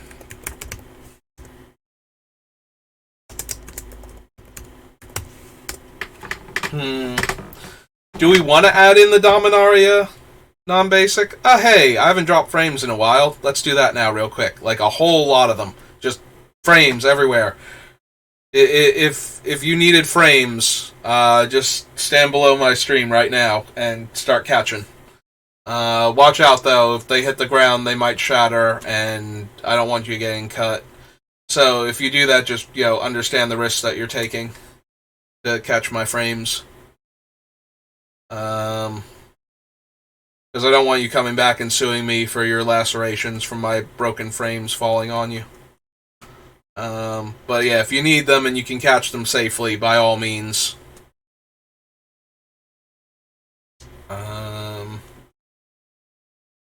Because I'm not going to be able to get them back now. They're just gone. 660 frames, just foom. Alright, so like right now this is the build. I'm just debating, do we want to go down a mountain and add in the red blue duel from Dominaria United.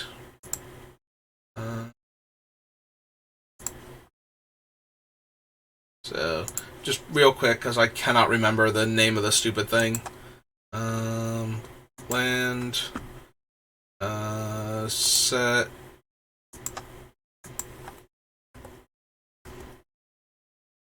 Dominaria United. And search.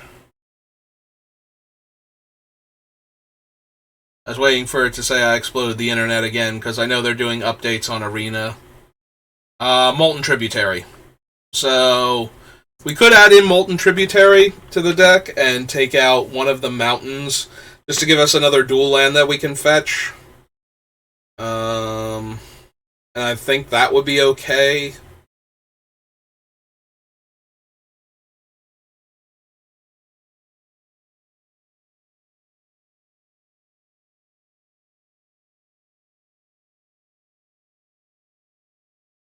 At the very least, it should be Molten Tributary over Volatile Fjord. For there are certain cards that hate on snow-covered, and very few cards that hate on non-snow-covered lands.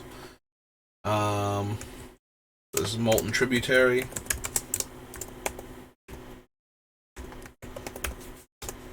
That would be a land. So we can add that in. I think we're safe to add that in. And take out. And we only have 5 mountains to fetch, though. Maybe we take it out for an island. I know we have more red sources than blue, and we do have Counterspell and Mana Drain and all of those. But a lot of our spells are red. So, and I don't want to only have 6 or 7 mountains. I want some number of fetchable basic mountains in the deck. So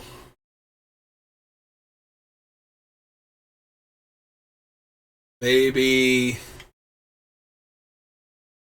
aside from a handful of double blue cards and like a Glenalendra where we would want to cast it for blue and hold up blue to activate it, most of our stuff is red. We also have the Chain Whirler that's triple red. We have Metallurgic Summons, which requires double blue, but by the time we hit 5 mana, we have enough dual lands, I think, and the fetches that we shouldn't have too much trouble hitting double blue by then.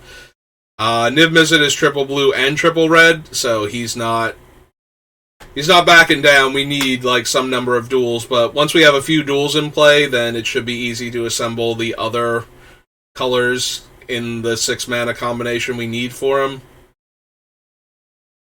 Yeah, it looks like we have all of 3 double blue spells. 2 of them are counter spells, but that's it. And the rest of the things either need red and blue, either or multiple red. So yeah, I think we're good to take an island out. Up the number of non-basics to 26. So we go down to 8 islands. Okay, so that's going to be the build. And we're good. Alright, like I said, I feel way better about this particular build than I do um, the storm count. Like, this one actually feels like something I would put together and have fun with, whereas the other one just didn't. So, real quick, at the risk of getting to a 4-hour video, so for mana drain, I'm going to recommend Disallow, the one that we cut. That's like $6. If that's still too much, cards like Dissipate, which exiles the spell. There's also there's the one from Theros that counters the spell and lets you scry one. I think it's called Dissolve, for 2 blue and 1. And there's the one from the third Ravnica set, specifically the one that has Surveil in it, which is, I think, Sinister Sabotage is its name. It's also 2 blue and 1, and it lets you Surveil one rather than scry one. Any of those three, if you don't have access to Disallow, will give you a 3-mana counterspell that gets you a little bit of card advantage. Or in the case of Dissipate, exiles the spell, so it gives you a little more anti-recursion to work with. Let's see. Force of Will, Misdirection is $4. I would advise picking that one up to replace Force of Will in your deck, since it is a counter. So Misdirection has a bunch of things that it can't do that Force of Will can do. First of all, it only works on targeted removal spells and things like that, things that affect a target, because it has to change the target to something else, and you have to have a different valid target for it. That being said, you can use it to protect your creature from target removal by throwing it in the direction of any other creature on the table. You can misdirect opponent's spells at you to another one of their opponents. Depending on how it's worded, you might be able to hit them with it also if it's target player versus target opponent. You can send target player things back to them that are negative, but target opponent you have to deflect to one of the other players at the table. And for using it to counterspell another counterspell, like to win a counterspell war, you can redirect the spell that counters the spell from its original target to the misdirection. You can't make a spell target itself on the stack. That is never a legal action in the game, but you can change the target to the misdirection itself because it's still a spell on the stack that hasn't resolved yet. Once it resolves, it will become an illegal target, so if the counterspell does other things, but requires that it resolves, then, requires that it has a target. The way all spells work, like deal 1 damage and draw a card, doesn't work if the target you're dealing 1 damage to becomes invalid, then the entire spell fails. The same thing will be true of the counterspell. If they cast, one of the things that I recommended before, if they cast Dissolve or something, they don't get their Scry because the target is now illegal, so the Dissolve fails to resolve properly. Countered by state-based actions. I forget what the current terminology is for when a spell fizzles, but... So, Misdirection, $4 versus Force of Will, $80. Probably one of your best bets. If not, put in one of the other counterspells I've been recommending. Worst case scenario, consider Arcane Denial, which counters a spell and you draw a card next turn, and the spell's controller draws 2 cards. Remand possibly to go back in as a temporary negation of the spell and draw a card. Does a lot worse later in the game when it's a cheap interactive spell that you need to stop, but early in the game it's usually tempos the opponent out of being able to do what they needed to do at the time. So in that regard, it's okay. And then from there, just go down the list of 3-mana counter spells that can counter anything. Or consider something like Negate, probably. Most of the spells that we need to counter are not creature-based. Some of them will be, but most of them aren't, so Negate's probably okay also. If you need budget options for these counterspells. Um, so Scroll Rack and Sensei's Top. Their primary function in this deck is to look at large numbers of cards. And then use the fetches to shuffle away the ones you don't want. It's really hard to do something that works like Scroll Rack, but isn't Scroll Rack. Like, there's no card that does exactly what it does. So, if you have to cut a card like Scroll Rack, I would recommend potentially Stroke of Genius. Stroke of Genius is more expensive than I think it is, because I didn't actually price it out. Mind Spring is a sorcery speed, 2 blue and X, draw X cards. We're trying to replace Scroll. So what Scroll Rack does is you choose a number of cards from your hand, any number up to the full number of cards in your hand, and set those cards down. Then you draw that many cards from the top of your deck, look at the cards that you've drawn, then take the cards that you set down and put them on top of your deck in any order. So it's basically a brainstorm for as much as you want, but you have to put all of the cards back instead of just, but you take those cards first and then you put the other cards back. So if there's something that you put back that you want to have access to later, you put that back closer to the top. And once you've drawn through the cards you want to maintain access to, you crack a fetch land and shuffle them away. Like, shuffle the rest of them away. Very similar to how you do with Brainstorm. Brainstorm, though, is a one-shot, and you do need the fetches on top of that.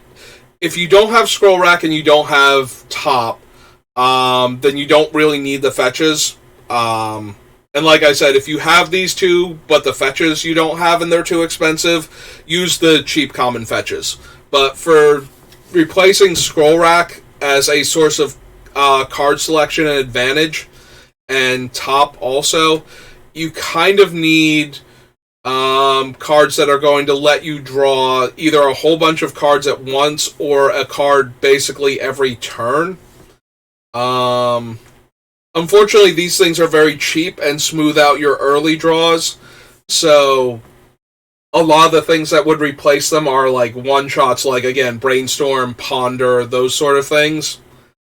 And that's really not great because you kind of need, like, the repeatable card selection, but nothing does that very cheaply, is the problem. Like cheaply, like, both mana-wise and cost efficiency. Like, I don't know what Search for Azcanta is at right now. I think it's, like, still in this, like, $7 to $12 range, but I could be wrong about that. It might be more. It might also be less. Maybe Search for Azcanta isn't as big as it used to be. But if that's more in your price range, that's not a bad choice. There's also the card Soothsaying, which is from Mercadian Masks. It's an uncommon enchantment. It lets you pay X to look at the top X cards of your deck and put them back in any order. And then it lets you pay 5 mana to shuffle your deck. So it kind of has a weird built-in top and fetch combination to it, but it's very, very mana intensive. So it's a thing to think about, though. I'm pretty sure that Soothsaying is not in the $10 to $15 range. I could be wrong about that, though. I don't know that it's been reprinted outside of Mercadian Masks. But it's not as popular a way to do the same effect as the other cards that are already in this deck that we're trying to replace with budget considerations. So hopefully that's a bit more in the reasonable price range. What else do we have that's really expensive?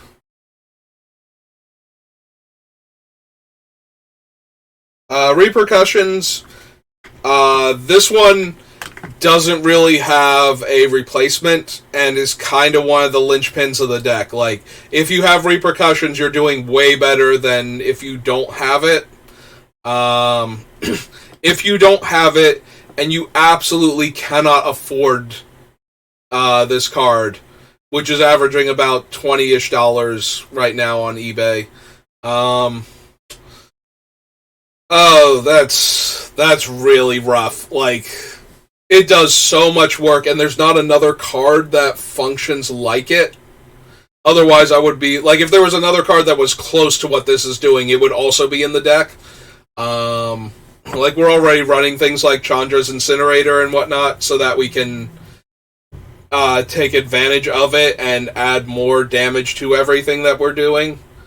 Repercussions is definitely one of the linchpin cards of the deck, the way I've built it. If you have to cut Repercussions, you can probably cut the Chandra's Incinerator at that point, and a couple of the other cards. Like, you really lose a ton of damage from losing Repercussions.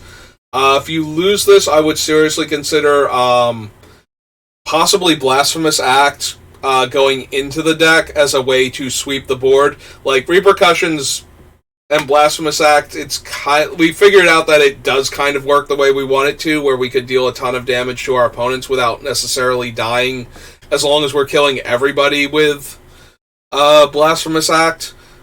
But once we lose Repercussions, we might need to just... Because the Repercussions and the Incinerator let us just keep ping-ponging damage back and forth between creatures and players to kill like 6 and 8 toughness creatures, potentially. So... And just deal a ton of damage to the opponent in the process.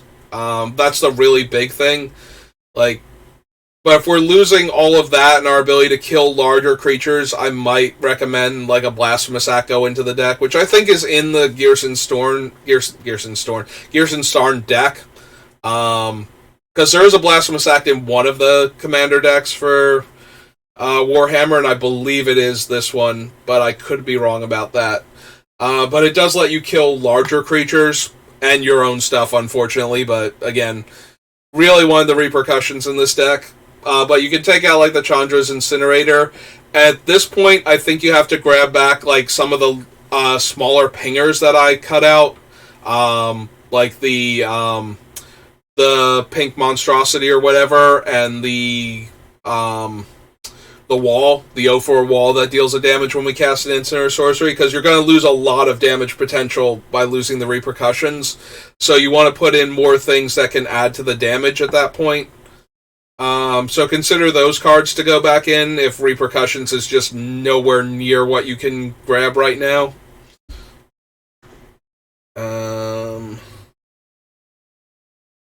What else is expensive? Goblin Sharpshooter. Similarly, the pink monstrosity and the wall. Goblin Sharpshooter is really good at killing creatures, but he's also really good at dealing damage if creatures are dying.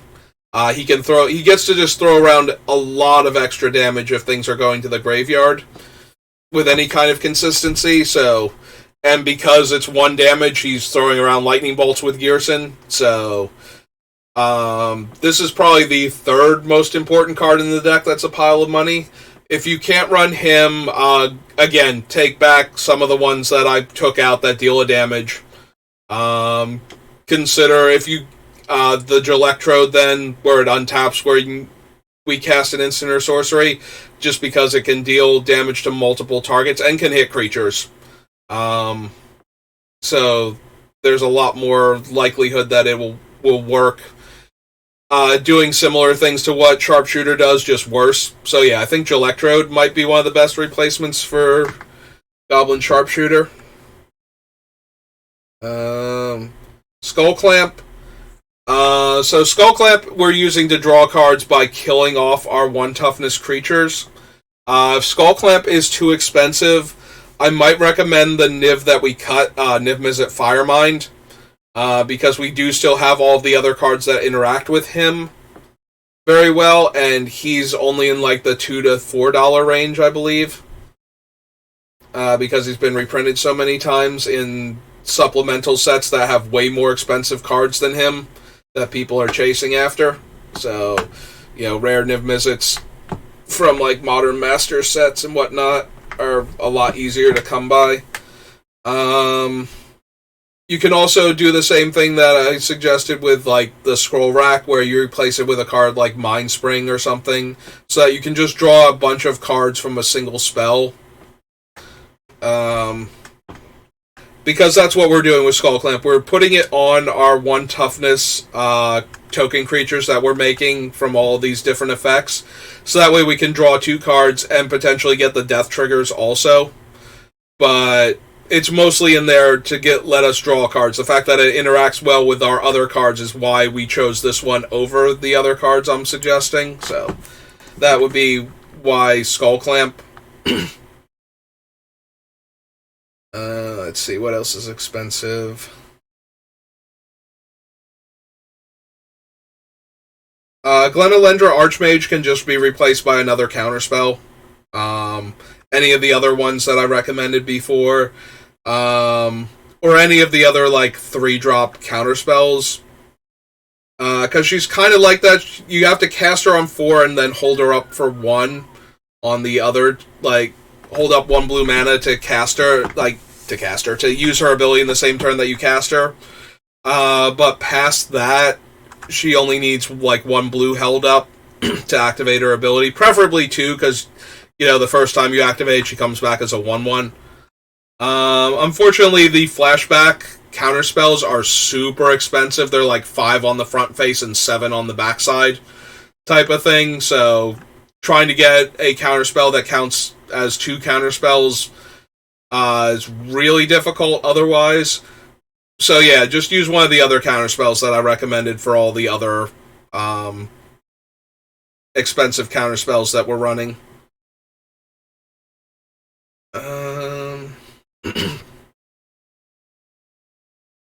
Cyclonic Rift, again, I think Capsize might be one of your best bets.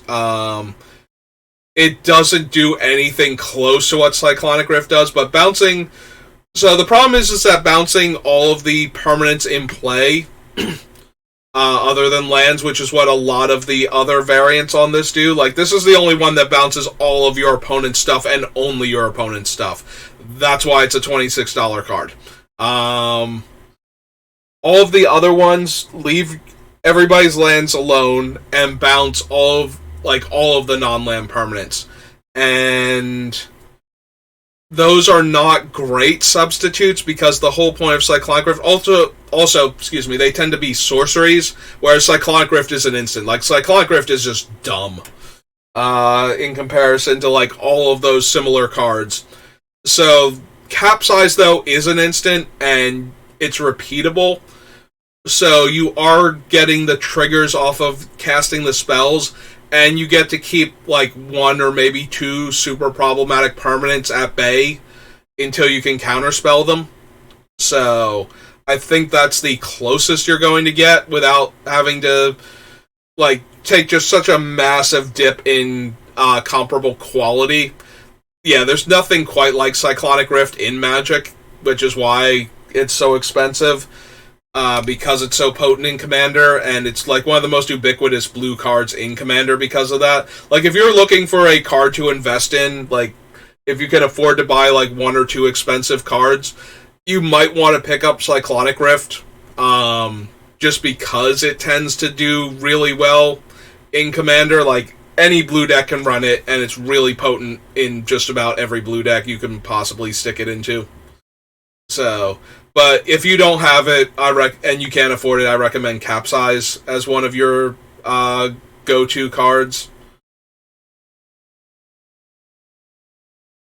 Let's see, anything else? Yeah, just expensive fetch land. Shark Typhoon. Did we cut any of the things that make creatures when we cast spells? Like, were any of them off the list? Because we almost cut Saheeli before. Yeah, I don't think we have any of the other ones.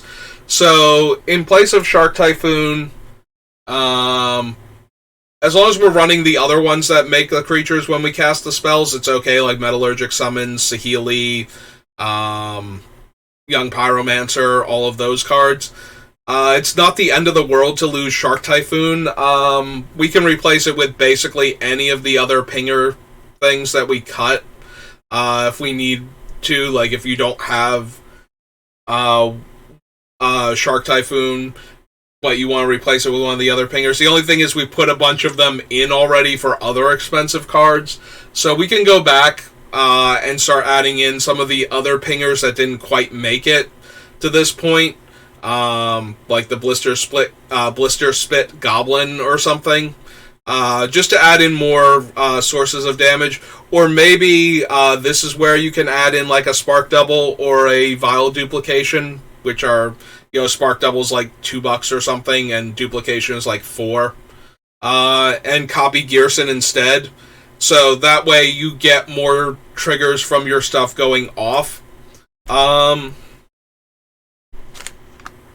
yeah, those might be considerations for replacing Shark Typhoon. Because all this is really doing is giving you another creature coming into play every time you cast a non-creature spell. So all of those other things that make the tokens, this is just another one of those, and like any specific one is not super important. We went over the Seagate and the Shatter Skull. They can be basics. It's not going to hurt anything. Or they can be like, if you want to do the deserts to have more ways to remove stuff. Archmage is just another card draw spell. If $4 is breaking your bank, again, the Mind Spring, something else to let you draw more cards. You already have the Curiosity and the Ophidian Eye. Like, those should be super dirt cheap to pick up, like $1 or less. So Archmage Emeritus is not essential, and you really just want some more repeatable card draw. Preferably that's not costing you mana. Like, we have the Archmage because it's letting you draw a card every time you cast an instant or sorcery, which the deck has a ton of. But if the $4 is breaking your bank, I go back to cards like Mind Spring because I know they're cheap. Like, Mind Spring was barely anything to begin with. Stroke of Genius should be cheap, but if it's not, I'm sorry. Like, I can't keep track of all the prices, and I don't think Stroke of Genius is a ton of money. There's also Expansion Explosion might be worth it. I'm pretty sure that one's in like the $1 range anymore, because it's not, once it rotated out of standard, I don't think it did anything. That one is like 2 hybrid red, blue, and X to draw X cards and deal X damage to like a creature, I believe. Here, hang on. I'm spitballing what the card does. That one I can look up way easier. So let's go expansion. And then, of course, it has, like, the expansion side is a spell that copies.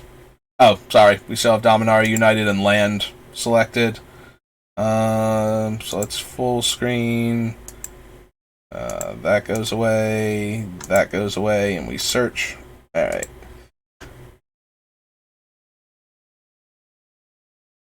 Oh. We got rid of expansion, though, when we did that. So, why is search term in, like, the actual word? And come on. Come on, Gatherer. Like, stop messing with me. Alright, so here's Expansion Explosion. Oh, it's 2 red, 2 blue, and X is what it is. Okay, it's been a while. Yeah, I'm confusing the expansion casting cost with the explosion non-X cost. So, copies a smaller instant or sorcery. We have tons of those in the deck. And explosion deals X damage, to any target and draws X cards. So,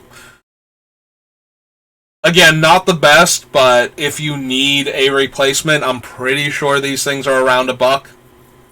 So, if $4 is too much, definitely look into this. And consider it as one of your options if you're trying to replace like one of the $10 or $12 cards too, in addition to some of our other things. Manaform Hellkite, very similar to Shark Typhoon, except, cheaper. So, but again, if $5 is too much, consider any of the other pingers, any of the cheap ways to clone Unfortunately, the next cheapest one, like if you already have the Spark Double, which I think is like $1 to $2, then Irenicus's Vile Duplication is $4. And I kind of think you want to just spend the extra $1 and get the Maniform Hellkite at that point. And if you can't, then my suggestions from before are kind of too expensive also. If you already had to put in the other things to make room. So at that point, I think you might have to rewind back through the deck building process and look for some of the other stuff that I cut that was, kind of in the... kind of mediocre, but still doing the thing. So that way you replace the ones that aren't here anymore. With, the cheaper cards that...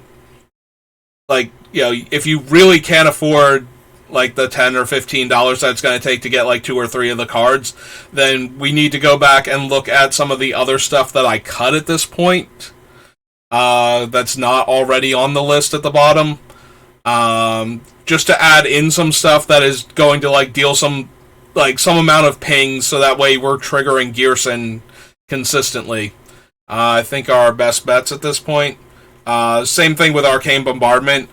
This is only in here to copy our spells to get more triggers.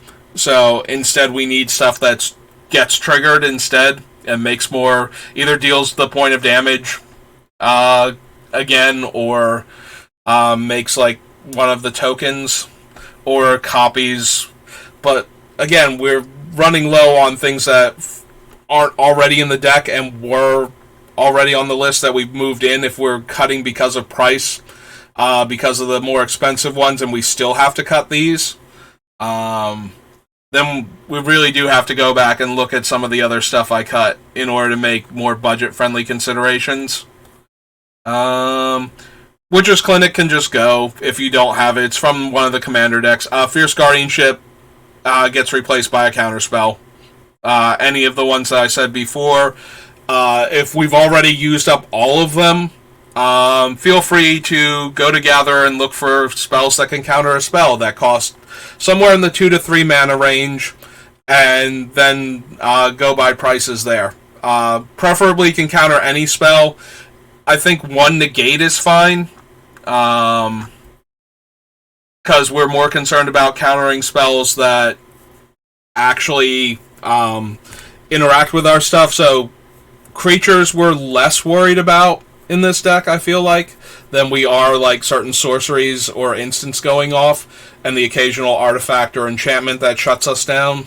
So we start with regular counter spells, but I think 1 negate style counter spell is fine. Maybe 2 of them, but I wouldn't go beyond that. So yeah, that's gonna do it. The rest of the expensive cards are from Ghyrson's deck. So if you have Ghyrson and his deck, you should be fine. If you don't, then you gotta go with some of the other things that we took off. But yeah, we can add in stuff like Spike Shot Goblins, like $1 rare, and whatnot, and just have them be other sources of damage. Since we've lost all of the more financially devastating cards. If you're, like I said, if you're still pushing things off of the list because of prices, when we get down to the $4 or $5 ones, we might really have to go back and look at the rest of the deck, stuff that we cut out of it, to find more filler that we can run that's still good, good enough for a budget build of the deck. Alright, I think we moused over this Chandra. This Chandra is, again, just another damage source. If you have to cut her, you want one of the other deals of damage to each opponent. Things like Thermo Alchemist, Blister Spit Goblin, the Gelectrode. We can start putting all of those back in to make room, to make up for things that we've lost. The Pink Monstrosity, whatever it is, goes back in Pink Heart, because, we should have it if we have the deck, so that one can go back in. So if you have the Infiltrator, I think the Infiltrator was a different deck, and he's $3 to $4. He can go back into the deck now, but if we're really cutting for that level of consideration, then by all means, don't bother with him either if he's not from the deck. And I think he's from the white, blue, black deck, so probably not. Obsidian Fireheart can go back in as a repeatable source of damage. Like, that's perfectly fine. Kumano is fine. But yeah, I think that's going to do it. Like, we have options for budget consideration, so all the stuff that we've taken out, we can start with some of these cards to put back in as replacements. Primarily trying to focus on cards that are the less impressive version of the thing that you're cutting, so that way we keep the deck mostly doing what it was doing before. Just, we have to do it because we have to do it on a budget, so we have to pick the cards that, like, a lot of Magic cards are expensive because they are unique, rarer, or do things better, and that do things better part is what's going to be the problem with budget decks. So you just have to take the cards that are good enough at your price point, and do the best you can with them. And I don't think there's anything wrong with that. Magic is a very, very expensive game, and you should still be able to play. Like, if you spent the $50 or whatever, 40-something dollars on this deck, and you can afford to throw like another 15 maybe around to get some cards for it, then you can start moving towards a deck like this. Unfortunately, even with that kind of budget, a lot of these cards on here are like $1 or something. Like, most of these are not in the bulk bin outside of like the dollar range, so it is still going to be expensive. We are still looking at like $100 for the deck. Over that, obviously, with some of the things, especially with some of the things I want to include, but even on the budget build, we are looking at close to $100. But if you want to start with the baseline of like a bunch of things that deal a damage and a bunch of things that can draw a card, there are a lot of like commons and uncommons in this, and it's just a matter of hoping that they're in the common and uncommon books and 5,000 count boxes at your local shops, so that way you can grab them super cheap and not have to worry about like shipping and whatnot. But I hope that helps you. We've been live for a little over 4 hours now for doing the budget consideration, but that's okay. Like I said, I like this build on Ghyrson way more than I like the Storm count. So I'm really, really glad this one came out that much better. But that's going to do it for Ghyrson. So the next time I start in on a commander, it's probably going to be, it's almost definitely going to be Gix. Because I love Gix. I've wanted him to have a card for forever. He was like... So when Magic started actually having a story, there was always like stuff going on in the background of Magic, but when Magic decided, okay, this is it, like, they had a story for each set, and there was stuff that was going on, and it was connected, but it was very much in the background. With Weatherlight, they decided to bring the story to the foreground and make it a big part of the game itself, like, make the story be like a spanning high fantasy epic, rather than stuff that was going on in the background that you had to piece together from like flavor text and whatnot. So, like, our first major villain is Volrath, and he is decent enough as a villain, but the first time we really get to see the Phyrexians is with Gix and Zansha. So Gix is like the introduction to, like, because Zansha is a failed Phyrexian, like she's way more aligned with somebody like Orabrask than any of the other Praetors in her personality. She actually winds up betraying Phyrexia. So, in that regard, she is very atypical of Phyrexia, while Gix is very typical of Phyrexia. Like, he is all in on being Phyrexian. And, So he is our very first, like, this is what a Phyrexian is. Like, all of this awfulness is what a Phyrexian is. And he never got a card, and now he's finally gotten one, and I think it's good. I like it a lot. Like, at the very least, it didn't make me go, oh, that's his card? That's disappointing. So, So I'm going to try and build a Gix deck. So since we're done and we're this close to the Brothers' War, I think I'm just going to start in on Gix. But that's going to do it for me for right now. So I hope you like the deck. If you want to see any of the other parts of it, how we got here, if you need to find cards for budget considerations that got cut beforehand that didn't make the list on the bottom, I do upload all of the VODs to YouTube, also under SBR_BLD, so you can find me there. And if you're watching this on YouTube, if you like the deck, please let me know. If you don't like the deck, let me know. Tell me what you would have done differently, which cards you think should have made it into the deck, and which cards you think I should cut. But that's going to do it for me today. I might be back on later for other stuff, but we got done with what I wanted to get done with, so I think that might be good enough. So I'm going to take off now, and I hope you have a good rest of your day, and I will